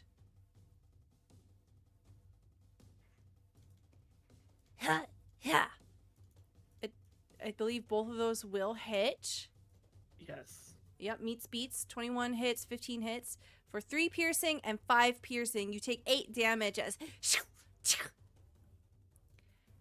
And I'm in very bad shape. very, very bad shape here. This Gerbean will now go and will, let's see, attack Ratchet. Is Ratchet okay over there? 21 and a No. 6. 21 will hit, and I don't think you can roll low enough to not take me Yeah, down. 6 What about a damage. 6? Is a 6 low enough? This Gerbean comes up and you dodge out the first one, but they do a sneaky second attack, and it is what brings you down. You don't have an X. You're not dead, but you do fall. You explode. Okay. Okay. Leon, you see Ratchet get swarmed and has fallen down. It is now your turn. Oh.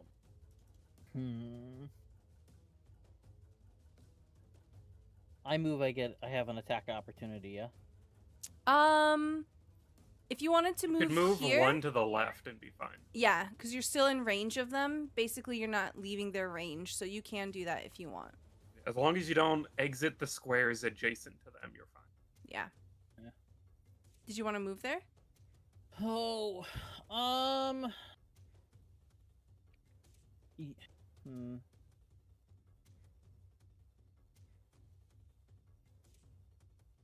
So I saw the wolf attack, right? Or the whole pack attack thing happen? Yeah. Alright. Yeah, I think his instinct would be to go attack. Which was it 4 or 3 that did the final the stab to knock him down? I'm Number sorry I 3. missed that. No, you're fine. It's okay. Yeah, I guess I'll just try at this point I'm where I'm at with health, so we'll try the attack of opportunity, and I'm gonna try to go through 3 if I survive it. Okay. So my idea is to go here. I would heavily recommend against that because you are going to get 1, 2 attacks of opportunity on you. Alright, then fine. You I really won't just do want to that. try to You clear can- out the threats around. Yeah. Yeah, I'm trying to help a friend, but yeah, okay. That may not be the best idea. Then. I Okay, will say, mhm. just like looking around, you would be able to see this information. This guy is super fucked up. This Mhm. Gerbean is also really, really hurt. This one is untouched. This one is untouched, and this one is Oh. untouched. Okay. So the 2 right in Oh. front of you are very badly hurt. Right. Okay then. So I'm gonna go with my original plan before my friend got knocked down, which was I was just going to sort of go up to the number 5's on the ground still, right? Or did it stand back up? They stood back up. Okay.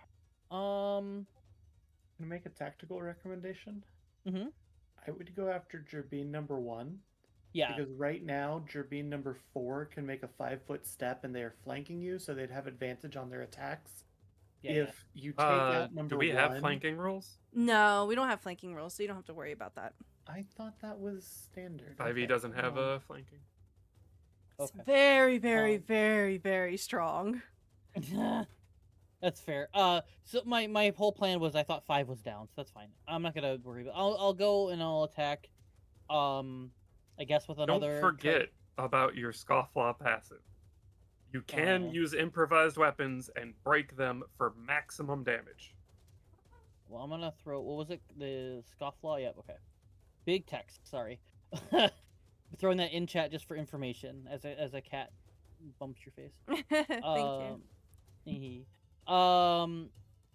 Do I have anything around me that I could pick up as an improvised weapon? Hmm. 'Cause I feel like I Maybe don't. if you went into the tent, but right now, no. Yeah. Could you Then- pick up the gerbine as an improvised weapon? Oh, You could, yes. but you wouldn't be able to break it like for free. did any of the debris and wood and stuff flew their way? Because everything gets pushed 10 feet away from the spot I found. Oh yeah, yeah. Okay, yeah. We'll Okay. just say that there's like pieces of wood like from this Like a big chunk campfire. from the log or something? Yeah, yeah. Okay, then There's a fine. bunch of like Oh trash my on the goodness. ground. Sorry, I made a boo boo. I meant to hit shatter, but I hit it with thunder wave. Oh. I pasted thunder wave on that. Yeah. Let me double check the damage. So even with that, would there still be debris around me I could grab? Yeah, you can. There's like a wooden shard by you. Okay, then I'll grab a wooden shard, piece of wood, and I'll just try to take the piece of wood and just slam it down onto the gerbine.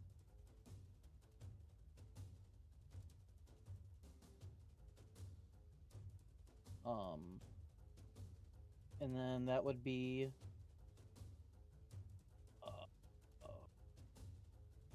Yeah, you're level 3, right? Yep.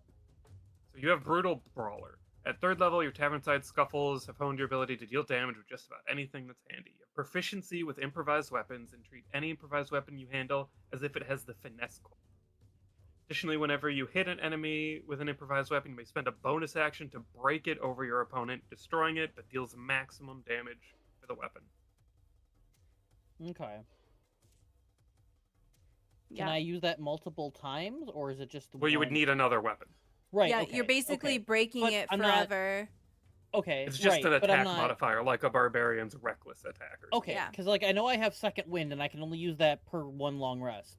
So I guess my question was, if I found another weapon, I can still do. Yeah. The Yeah, whole so if you were in like a increment- room with crates or something, you could just start smashing crates over. Ooh, okay. I'm gonna bank. It's that for basically later. like you're in a bar just breaking bottles over people's. Yeah, so it then- basically like if there were 5 like table legs, you could do it 5 times because there's only 5 table legs, right?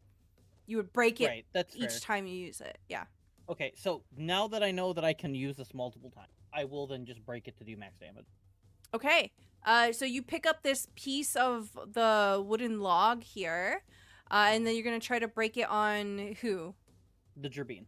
Okay. Go ahead and make me an improvised weapon attack. We'll say that this is the equivalent of like a club, so you're gonna do 6 damage, which will be max damage if you land this hit. What? That do plus, or it's also treated as finesse, so you could use Dex if that's higher, whichever you have. It's higher. not. So just roll me strength. just strength Mhm. pure, okay. Like that? Mm-hmm. Or no, that was you wrong. would get. No, that's actually fine. Okay. Because you would get your proficiency bonus with this. Okay. That's a hit. All right. You take this piece of wood that flung over in this area because of that spell, and you smash it over this gerbine's head. Their face caves in, and you destroy them. You throw the piece of bloodied wood aside as they are just decimated by this. You take it and just boom. So that does Dex damage take, is very nice. yeah. Mhm. That does take your bonus and your action though. So That's fine. you're all out. All I want to do is something I know you'll let me do for free. Okay. I'll look at the debris around me, and I'll look at number 5, and I'll go, see what I did there? You're next, yeah. That's He it. goes, That's my- gulp. Okay. Gulp. All right. Top of the turn order. You hear a "I'm coming" from the southern edge of the camp here. Oh, wrong button. As you see, bursting out of the bushes is Eliza. Eliza, Huh? Why is Eliza here? Eliza, No. Yeah, you hear brother. you hear the this Gallus who has joined, this Gallus wizard that has joined the party, say Eliza's name. They seem to know her. Okay, Eliza rolled a 5, so she's going dead fucking last. Okay. You see, as Eliza's running up, she has health potions in each of her hands, but she can't go until the very fucking end. Jack, it is your turn. All right. With the grace of a predator, 5, 10, 15, 20, 25, 30. We are going to double heal our incapacitated ally. Ooh, okay. But again, this one is different, and for some reason, this one seems to carry on the wind. Jack gets there a little bit faster, and as they reach, it's almost like Ratchet is being healed before Jack even touches them. Ooh. Cure wound. God damn it. One time I'll click the right one first. 9 plus bind the wound for 13 total healing. I am down to one of those combinations left. Okay. Breath fills your lungs, Ratchet, as you are magically stitched together and you heal 13. You are no longer dying. But you are on the ground. Alright, Jack. This was my max, so come on, you gotta get back up. Alright. Fight's not going that easy. Mopok bandits. Alright, we move up here. This Mopok bandit says, "My face is gonna be the last thing you see." And he brings up his short sword and he tries to hit you. 7. Tries to kiss you. He misses. And the individual behind him says, "No, my arrow is gonna be the last thing you see." And he rolls a natural 1 as he tries to hit you. Keep it up, And it boys. goes bling. Okay. That's gonna be their turn. It is Frey's turn. She is going to stab. The 8 misses, the 14 hits. She does 6 piercing damage as she slashes the mushroom being. Alright. It is now your turn, Alistair.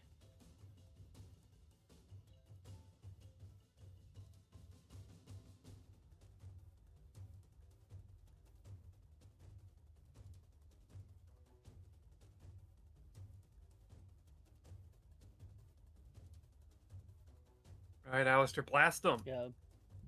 Fire chicken, go. All right.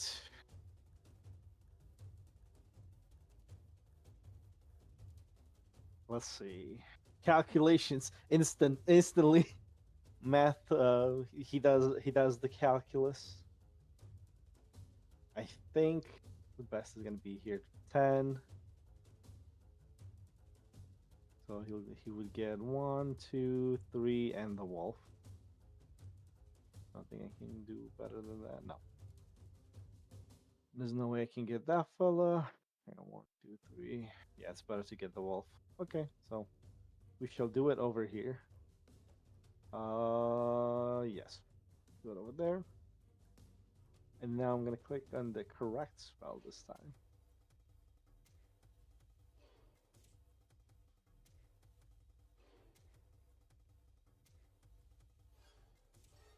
My last second level spell slot.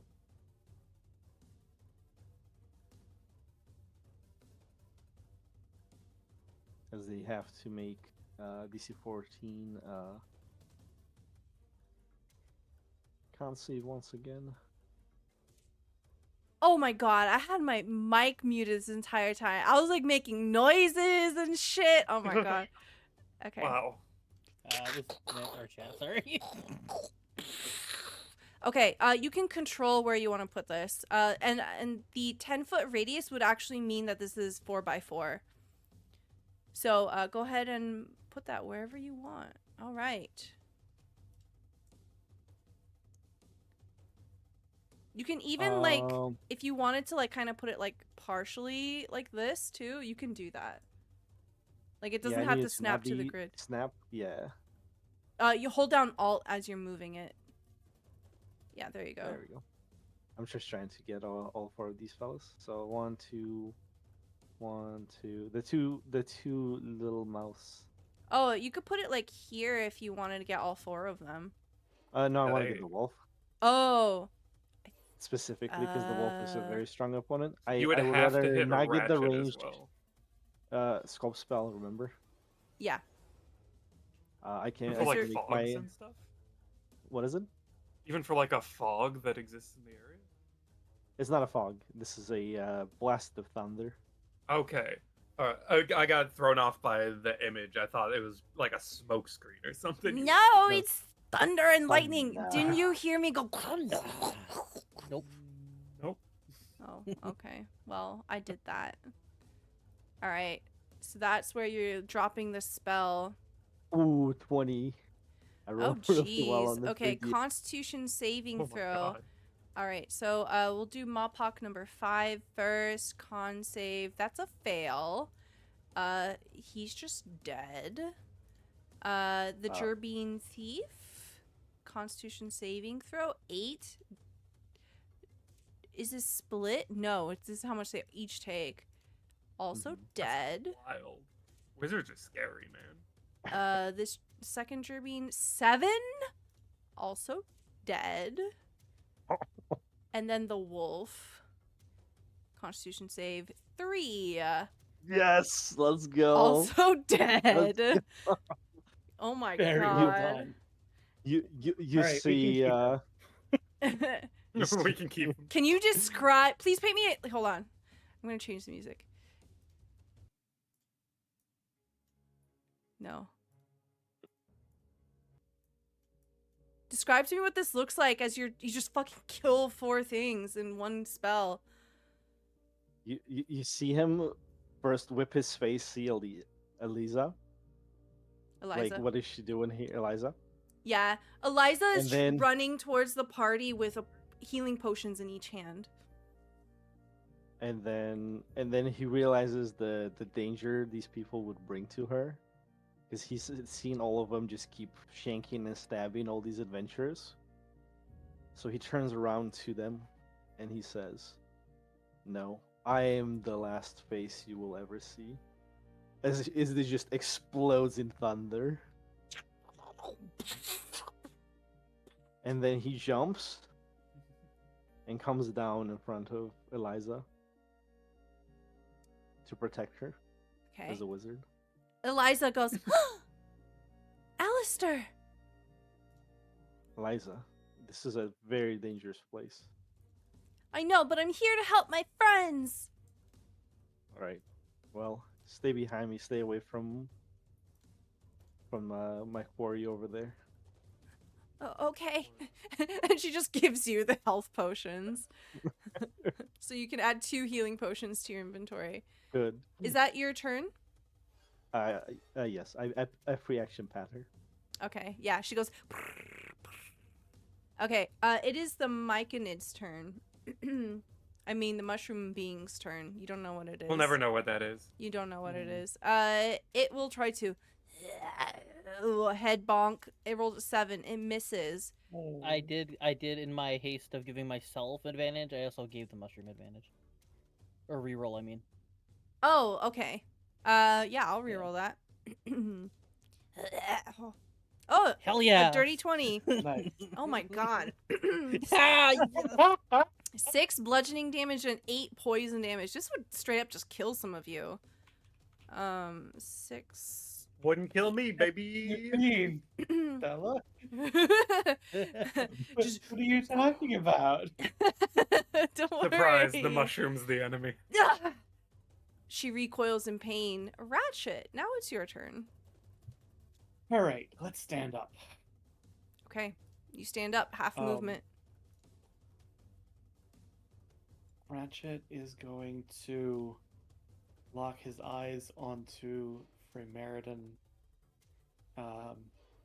You got away once. You're not getting away again. I use my last spell slot to do Hunter's Mark on her. Ooh. So, I get some extra damage if I hit, which I'm really hoping to hit. And let's make a longbow shot here. Okay. That is Does a hit. 21 hit. Absolutely. That's going to be 9 piercing and an additional 1 from my Hunter's Mark. Wow. Hey, that one could be everything. 10 It damage. could be. Your arrow gets her right in the shoulder and it makes her drop her rapier. Nice. She's still up. We can all I talk as a am- free action, right? Yeah, you can shout at each other as much as you want. Leon, restrain her.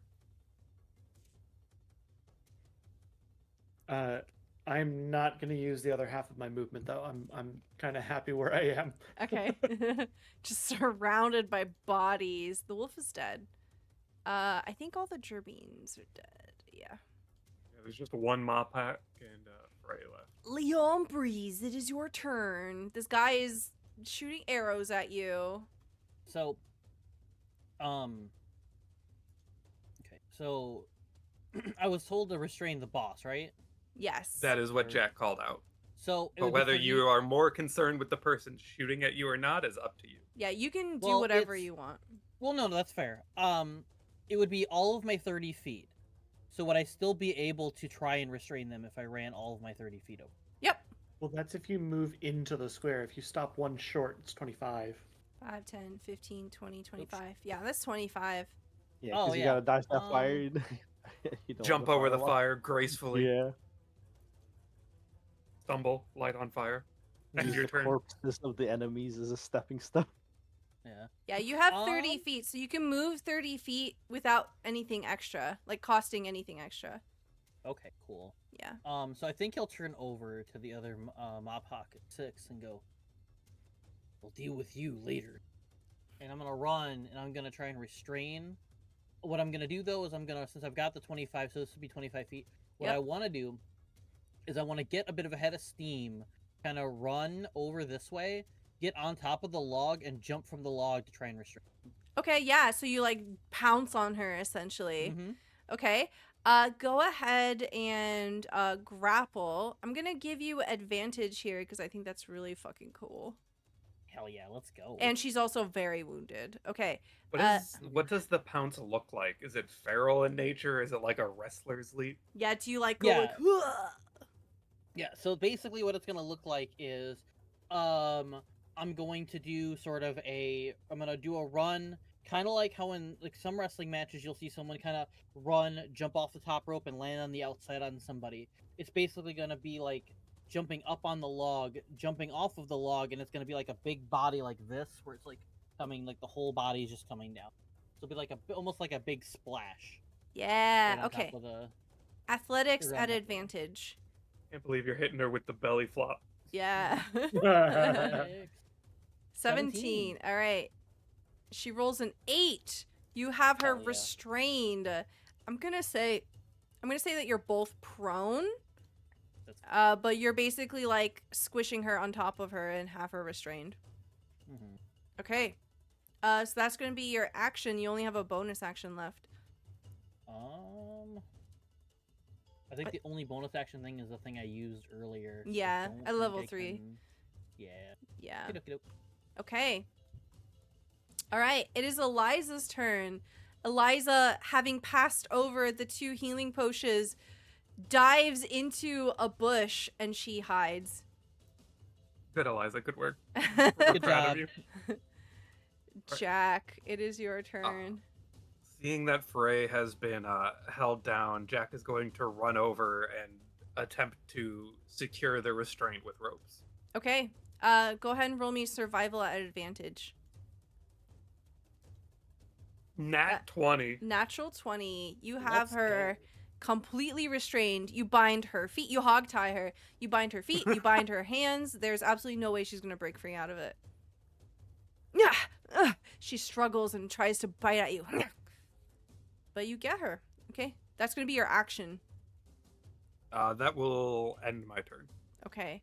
This bandit will step out. Not that far. This bandit will step out and try to shoot Ratchet. A boing. There's a 12. Oh my god. That's a miss. No. Okay. Frey Meriden is restrained. She can't do anything. She'll try to bite.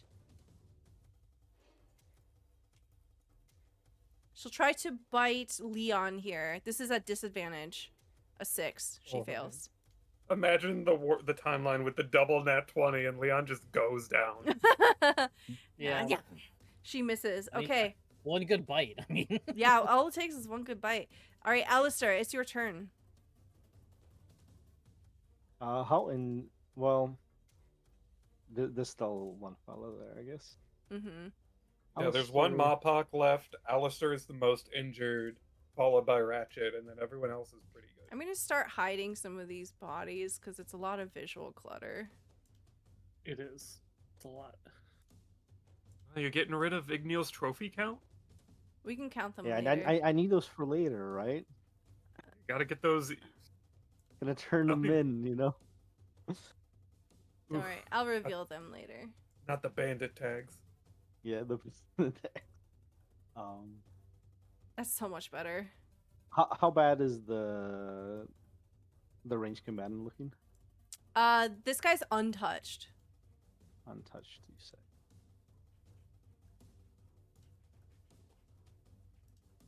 Oh, fairly low spells.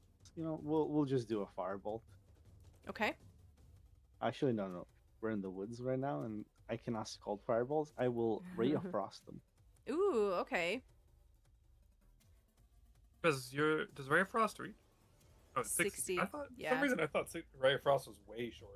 I think you're thinking of a chill touch, or Probably. This 8-10 hit. cone of frost.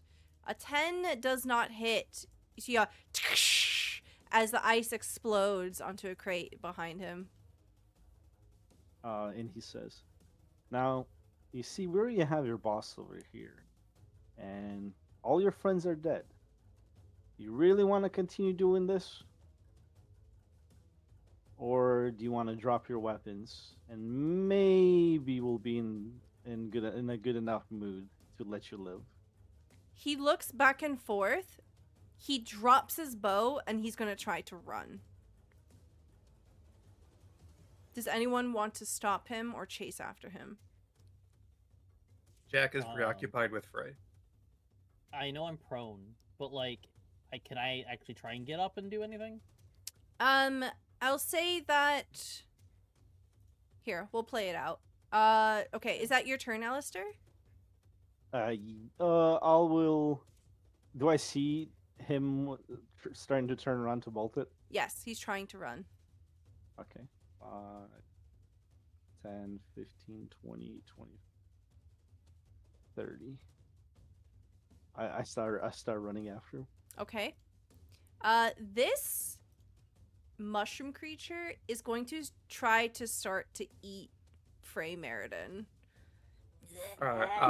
Starts with a boot. I'm gonna pull Frey away from that. Okay. You pull Frey over here from underneath Leon, and the guy just kind of moves forward. I try to nudge one of the bandit corpses to him. roll me a persuasion check. 21. Okay, it starts eating a corpse. All right, Ratchet, it's your turn.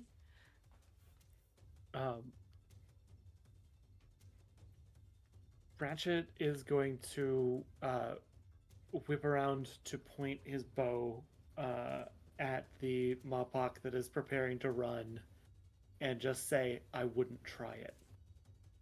Roll me intimidation. I'm so bad at social things. Do it at advantage. You have a clear numbers advantage now.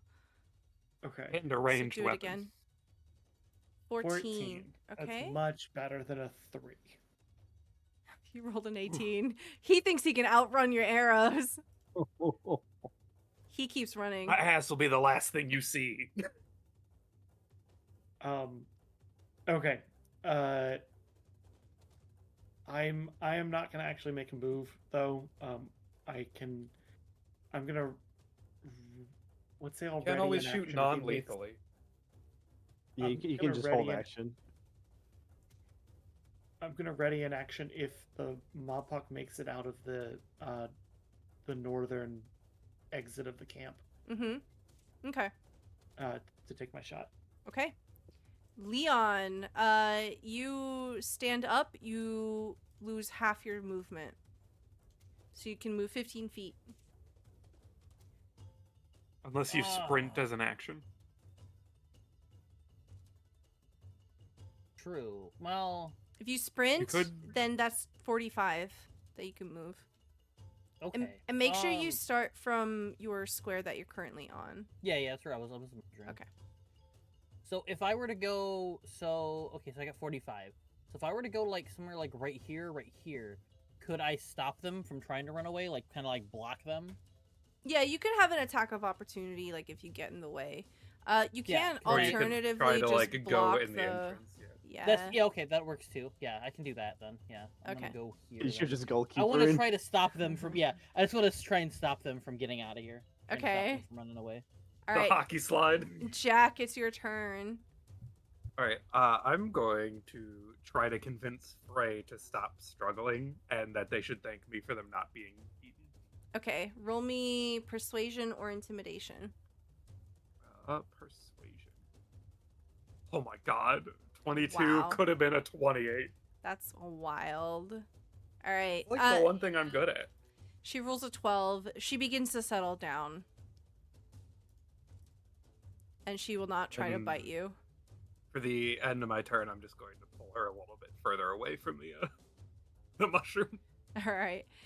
It is the Mawpok's turn. The Mawpok does run right up to you, Leon, and is going to try to shove you out of the way. Can I get a Can I get an athletics check from you? Ha. 19. Okay, he bounces off of you. That's his turn. You're not going nowhere. Alistair, it is your turn. He sighs. And then he's gonna shoot him with an ice bolt in his feet. Okay. Trying to take out his feet. All right, non-lethal. Not well. Can you non-lethal a spell? Yeah, for our You just games. say where you aim. Yeah, you can just say where you aim. Like if you shoot him in the feet and he goes to 0 hit points, it's not gonna kill him. No, if you're like, I hit him in the face with a firebolt. Yeah. I'll thrust bolt his foot. 19. Okay, that's a hit. 2 damage. 2 cold damage. Okay. Or if you roll, or if you like critically hit, Ugh. did 10 damage, maybe he doesn't survive. Yeah. As I go and flank him. Okay. Effectively, he can't go anywhere, so this will end combat. All right. He struggles and he says, "Look, just let me go. You've got the boss. You don't need me." Well, after depends on the things you've done. Can have a little chat when you wake up.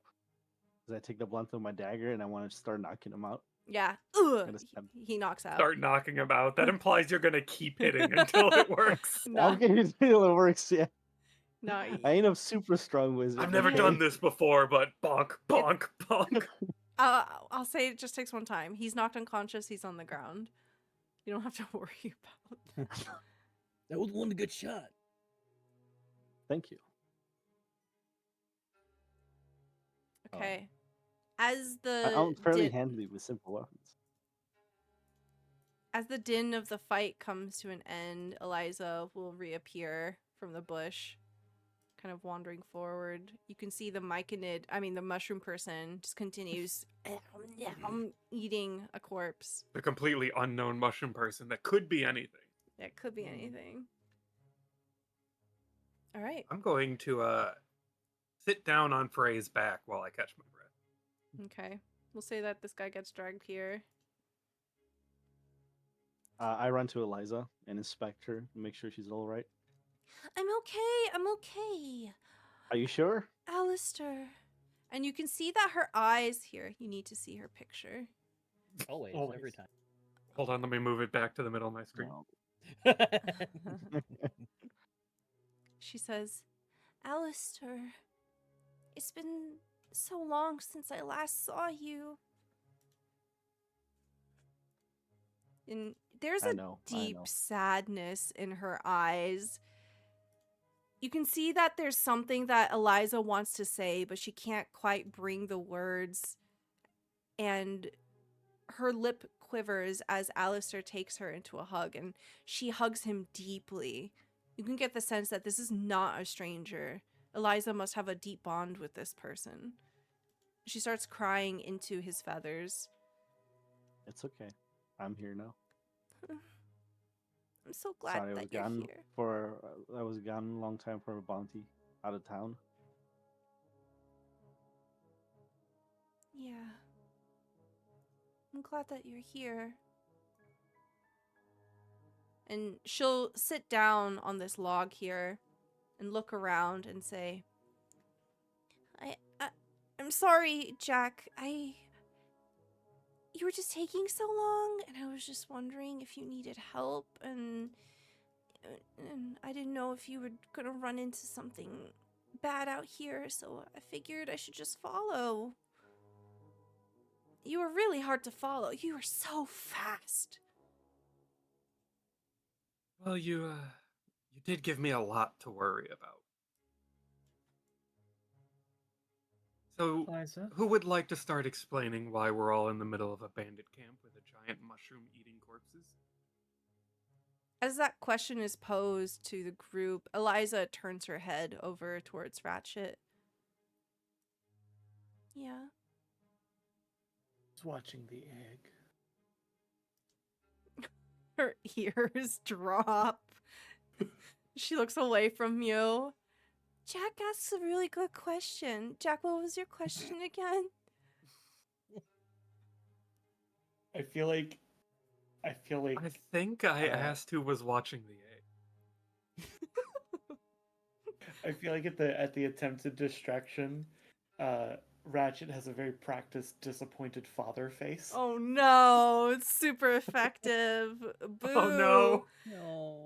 You see, Eliza, she activates the emote where suddenly she has a teacup and she just starts sipping on it.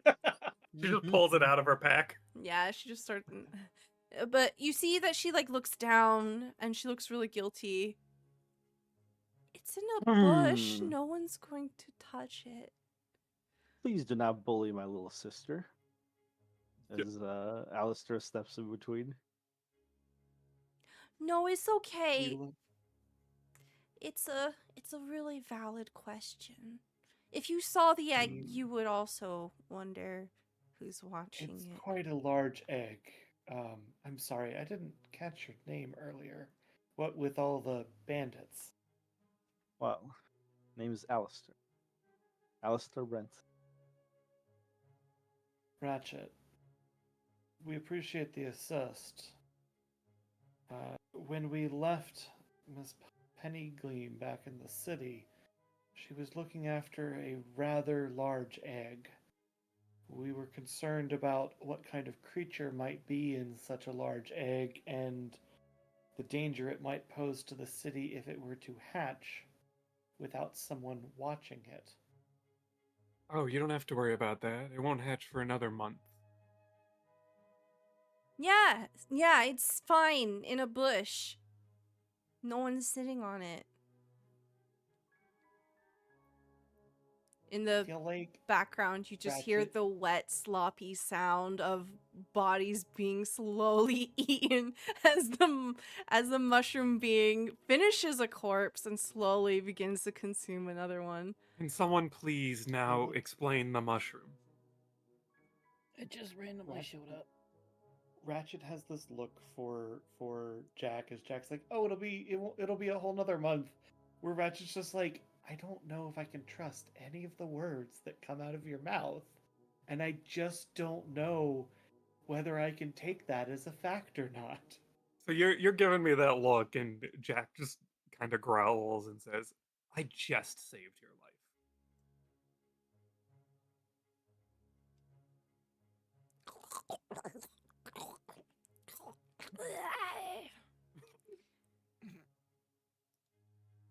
Eliza just kind of worriedly looks over her shoulder at this mushroom thing.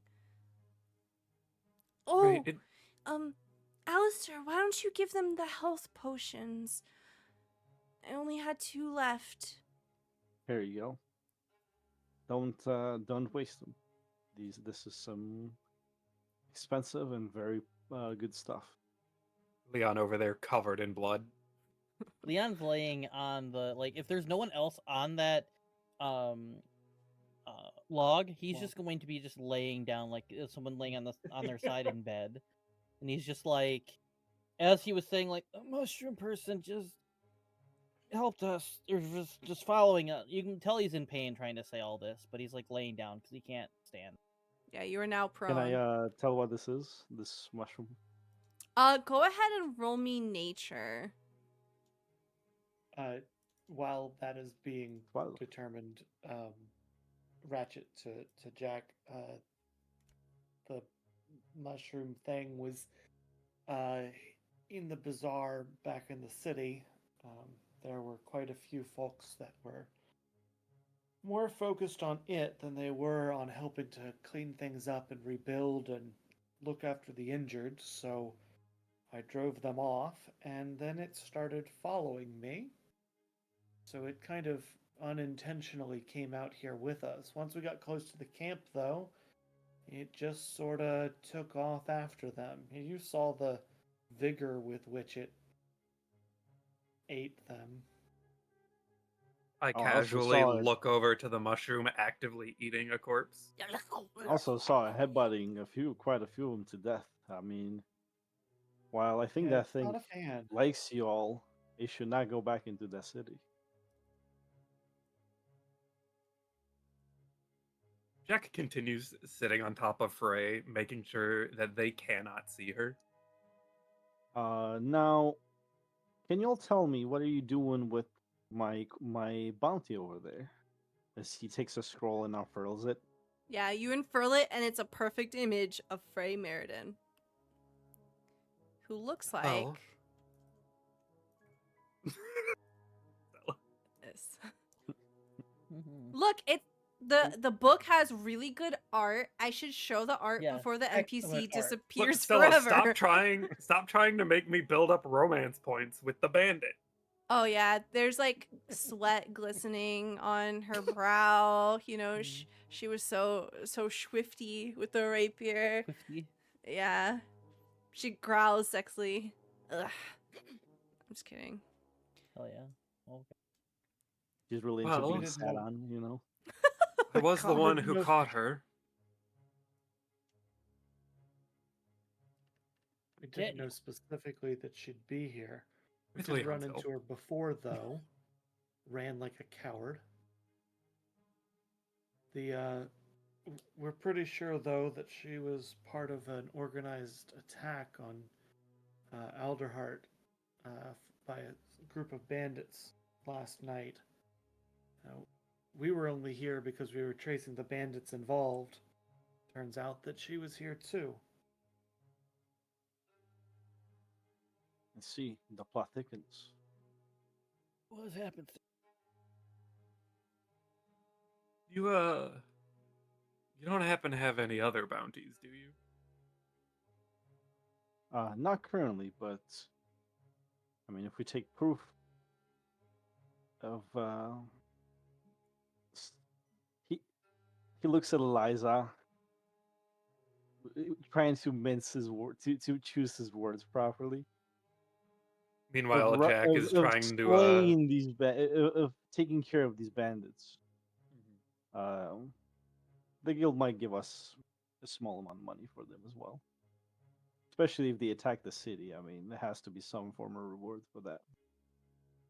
Speaking of rewards and things, Ratchet, your earlier attempts to scout the camp, you were able to determine there are multiple tents here that are just full of stuff. Stuff that's been stolen from Alderheart.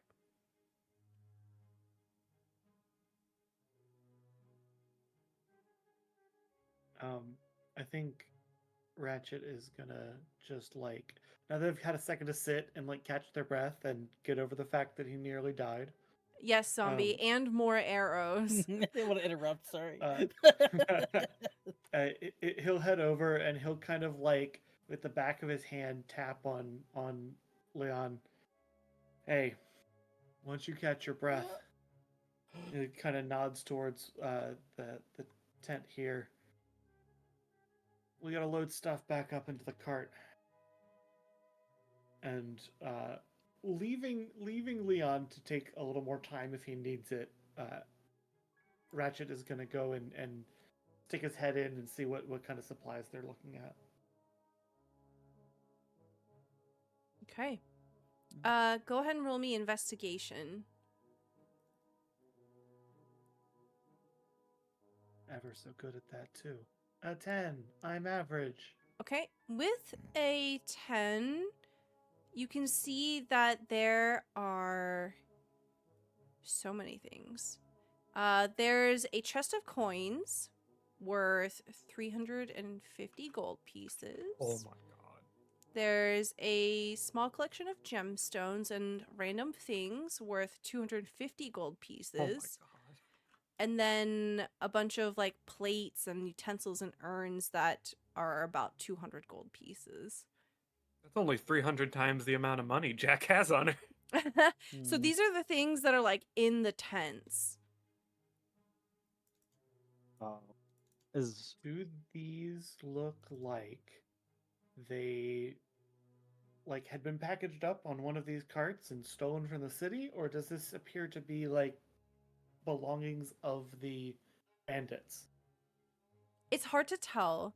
You can tell that just from like looking around with that 10 investigation that this is a dump site. This is where probably they do multiple jobs and they offload here and then they probably take it somewhere else eventually. So it's really hard to tell what was maybe like stolen on the highway or what was taken from a ruin, robbed from somebody, or what's more recent. Okay. Yeah, Ratchet is going to start making trips back and forth between this tent and the cart and just loading up what he can get. Okay. Is they just look through that particular tent, or was it all the tents in like one kind of looking around? This tent, the other one that's marked with an X down here. Okay. Then and then this tent was the one the captain was in, and therefore might have things of interest, but not necessarily stolen stuff. Okay. Well, then if this one right here, these, because I can't do it for some reason, these two right here, I guess I'll also investigate. If you click the arrow icon and then you hold click on the map, you can do the ping. Yeah. I will ritual cast detect Fancy. magic. Okay. Go ahead and roll me investigation. What does it look like when you cast detect magic? Can I use my reroll? Natural 1. Can I use my reroll since I Yeah, didn't need it go last ahead. time? Great! Aaron is Three. tired. Yeah, Maybe you Leon. should heal yourself. Leon, I think you just realized that you need a nap. I think Leon is like, anyone who's watching him can see that he's visibly shoveling. It's shoveling. God, my brain. Shuffling very slowly. And he's trying to like look through stuff, but lifting up stuff is kind of hard for him. He's starting to kind of leave a blood trail, and he just kind of looks and just is like, eh. And then with a little bit of effort he has left, he just goes back and just, actually no, that log's too far away now. This log, and okay, that's fine. And he just goes back and just lays on the log. He's like, I'm gonna try to lay down for a minute here and get some more energy in me to help move stuff back. And he's just gonna lay there until someone interacts with him. Okay. What does it look like when you cast Detect Magic? I pull my book, and I flip through the pages to my Detect Magic spell, and begin to mother some ritualistic incantations, as I do not have this spell prepared. And it takes me about 10 minutes of kind of just having my eyes closed and a few fingers above them. Mm-hmm. And towards the end of it, he looks like he does the sign of a key and turning it to open. And when he opens his eyes, his deep dark pupils are a deep blue instead. And he can now see and detect the aura magic items. You can see that there are a few magic items hidden away Is it on just Eliza. magic items or all magic? Detect magic. All magic. Yeah. Okay. You can see that there's a few items on Eliza, a few items on some of the party members. You see that Frey has something, and you can see that the Gerbine that came out of the tent with Frey has something. And while you're looking at Frey, you can see a haze over Jack's right shoulder.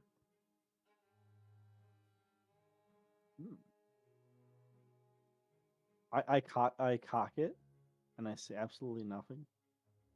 And I start going for where the item is on Frey.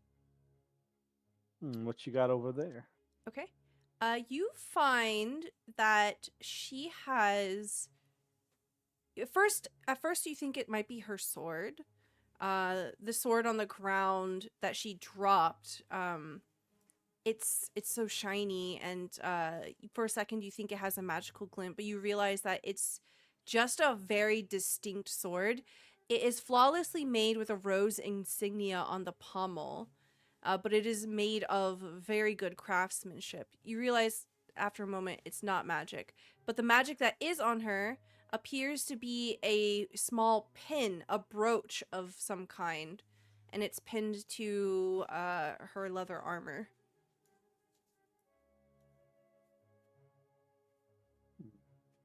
I'll have to take a look at this in a little bit. Let me see what other magic items I can find around this place, and then I can identify them, and then we Wouldn't can see mind to divvying up them. passing me that rapier, would you mind? I'm I toss it. broke. Did I you toss- just throw it at me? Yes. All right. Well, making I sure scramble to catch it. the handle is flying towards you. Yeah, you catch it. It's fine. There's a little bit of toss it a at me. startled look in Okay. her eyes. So because I'm gonna forget, I'm gonna info dump for you guys, and you can do whatever you want with this. I can ritual identify. So Okay, for any great. Okay, Frey has a brooch of shielding, and the Gerbine had boots of speed. The short sword for you, Jack, it will sell for double the normal rate for a sword, and you realize, because of some reasons in your backstory, that any lower level bandit who sees a character wearing this will recognize it as a captain's sword, and it will give them disadvantage on rolls made to oppose you, like like intimidation ability checks. Jack gets absorbed in staring at it for a while. That's just for equipment's sake. That's a regular rapier, right? Yeah, but you could say it's a rose rapier.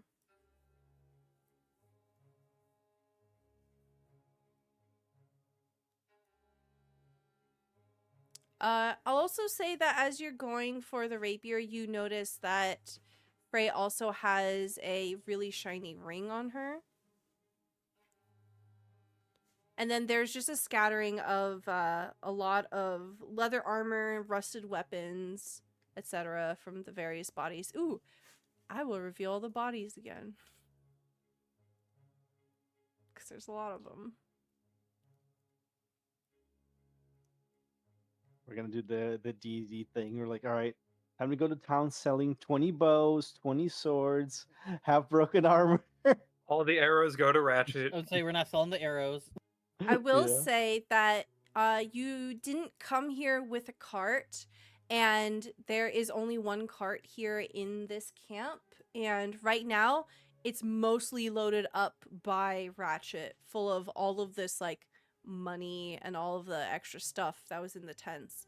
So there is no room for the armor and the weapons. You'll have to basically choose one or the other. Weapons are easier to carry than armor. Sorry, I Oh, you're talking mean, about the card or you have to oh. choose either all that gold or the weapons and armor. I'm gonna take out these two bodies because they got eat. Oh no. I start going around, and Eliza, do me a favor and please don't pay attention. Okay. She covers her eyes. Okay. I go in and start collecting the bounties, the proof of slaying of Mm-hmm. these bandits, So, and then mm-hmm. You see I drag Alistair all the bodies. begins to butcher some of the bodies to claim their bounties. We won't go into too much detail about that. But as he's doing this bloody work, Eliza has her eyes closed. What is everyone else doing? We see Leon is resting. Ratchet, about now you finish up loading up the cart full of all that money. I would like to take a peek into the captain's tent just to see what the setup in here is like. I know we're basically full on supplies or on the cart at the moment, but just I assume it's a little nicer than the other tents would be. Yes. Yes, it has a few creature comforts in there. You can get the sense that this must be Frey's base of operations. Go ahead and roll me either perception or investigation. You'll get different information. I would very much prefer to do perception. Okay. 'Cause I rolled a 3 and I still got a 9. Okay, a 9. As you're looking around, you can see that there are fistfuls of notes, but they seem to be encrypted in a language that you don't recognize. Okay.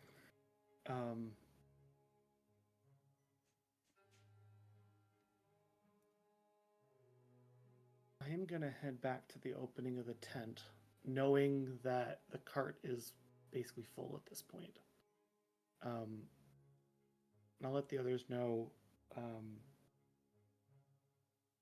when you guys are ready. Go ahead and take the cart back to Alderheart. I can stay here a day or two, and you all can come back. I'll try and collect up the weapons and armor and such not, and go through more of the things here to see what's worth bringing back for sale at the city. What'll be useful to the citizens. I'll be honest. Been a little bit too much time around the crowds at Alderheart. I could use a day or two of solitude. Out of character, I am not available for next session. Okay. So I am totally fine if we just talk about it as while they're there, Ratchet is staying at the camp. Okay. Yeah, sounds good. Eliza says, "Oh, that's a good idea. I can also organize maybe bringing my cart and help with the logistics of it." So, go ahead. Well, everyone else has been searching around the camp or exploring. Jack has been talking to Frey. Okay. A quiet voice.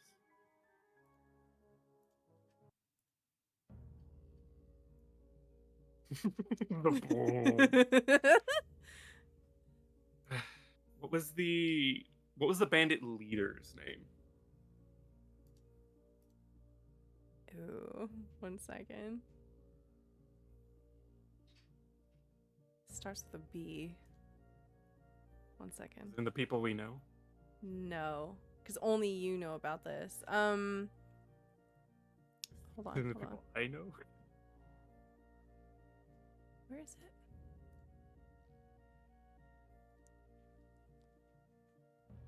Benna Saradin. All right. Jack is going to start by whispering that name to Frey. You see Still her behind them. eyes narrow dangerously, and she growls.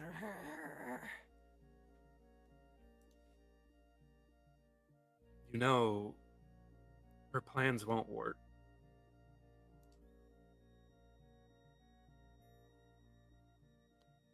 What do you know about the way the world works? You look young. You're just still a pup. I know enough that she's going to get everyone killed. Someone's gotta do something to change things around here. The bloody birdfolk council can only do so much. There's people that need to be fed. There's people that need to be put down.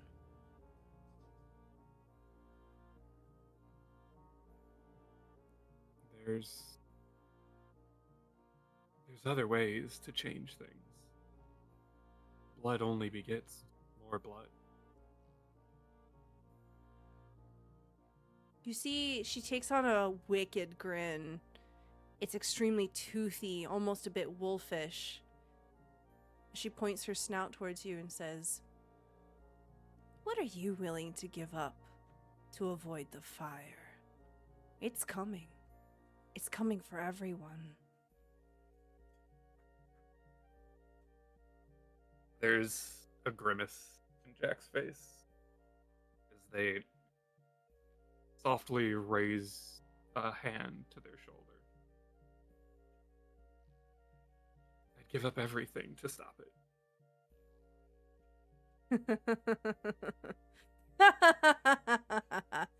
And as Frey laughs, she relaxes and she closes her eyes and she says, "You can do whatever you want to me. It's not gonna make a difference. Things are already set into motion. And who are you? An adventurer? I don't even know your name." And as the party hears her cackling, that is where we're gonna end the session for today. Welcome, Igneal, to Humblewood. I hope that you've enjoyed the session today. Great session. Yay! So we're gonna go around now and do a bit of outros. Tell me who you are, where we can find you, and what your favorite part of today's session was. And we'll start with Zombie this time. Oh boy, yay. Hello, I am Jacob, I'm Zombie IMZ, or your name set to call me. I'm the lore keeper and Captain Z of the Good Ship Clip. I probably do many clips, but that's up to your own discretion. Favorite moment. I mean, I'm gonna probably steal this because how could it not be? But just playing around with fire and getting burned was really, really funny. Trying to figure out to get the fire to work, and it grew them smaller, got bigger, and trying to like move it, around and all that. I got a kick out of that whole thing, and I'm very happy with myself that I was able to pull my character sheet together enough before I went down to like give myself a charge. Because if I hadn't done that, I would have went down again. So successfully, I've not fallen in a combat in forever. So Nice. Good. We're breaking the curse for now. Yippee! You can find me on Twitter or Blue Sky at ZombieFighter89. If you go there, there's a pinned tweet in that, or pinned notification. In that pinned notification, there is a Google Doc sheet of all kinds of stuff I've done, where I've done promo videos for this game and others as well that I am a part of, which tomorrow will be Strixhaven, where I play Alexander Thum, and I've gotten that right so far, even with V here. So I think Even I'm with just, me here. even with you here. So I think I got it on a roll there. And then Finn Coulson would be a week from this coming Wednesday. So Secrets Assault Mosh, where you will find Igneel there as well, playing some fun games there. And then with the Strixhaven game, V is with me there too. He brought that up before, but bring that up again. And then tomorrow, or not tomorrow, I'm sorry, Thursday, I will put the link again in chat on JC Baggy's Twitch channel. We're gonna play our little one-shot characters. I just saw a little tiny discussion in our chat as we were playing this game of what are kind of the beginnings of where we are, what our sort of level, how much time has passed, stuff like that. So it should be really, really fun to see where everyone gets taken to on this whole thing.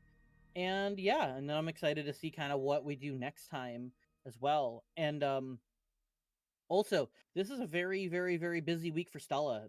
They are doing some amazing stuff on this channel and others. So please go support. I believe that there is something this Saturday on here as well. So there'll be Wednesday, there'll be Saturday, there'll be on Table Story on Thursday, and then yesterday. I haven't had a chance to see it yet, but I was watching the chat, and the chat was going absolutely bonkers for everything that happened yesterday on Monday's game. And I know that's going to have another episode coming next Monday. So please stay tuned to everything on Stella's channel. There is a YouTube link and all that. Usually pretty good about updating stuff. And just go support Stella. Stella is amazing. Oh, thank you, Zombie. If you want to join our Discord, we exclamation point Yes. Discord in chat. Just hop in. Cool people. Yeah. Thank you so much. We'll hop on over to V. Hey, I'm Vertigo. I am a variety game streamer over on Twitch. There was a lot to like this session.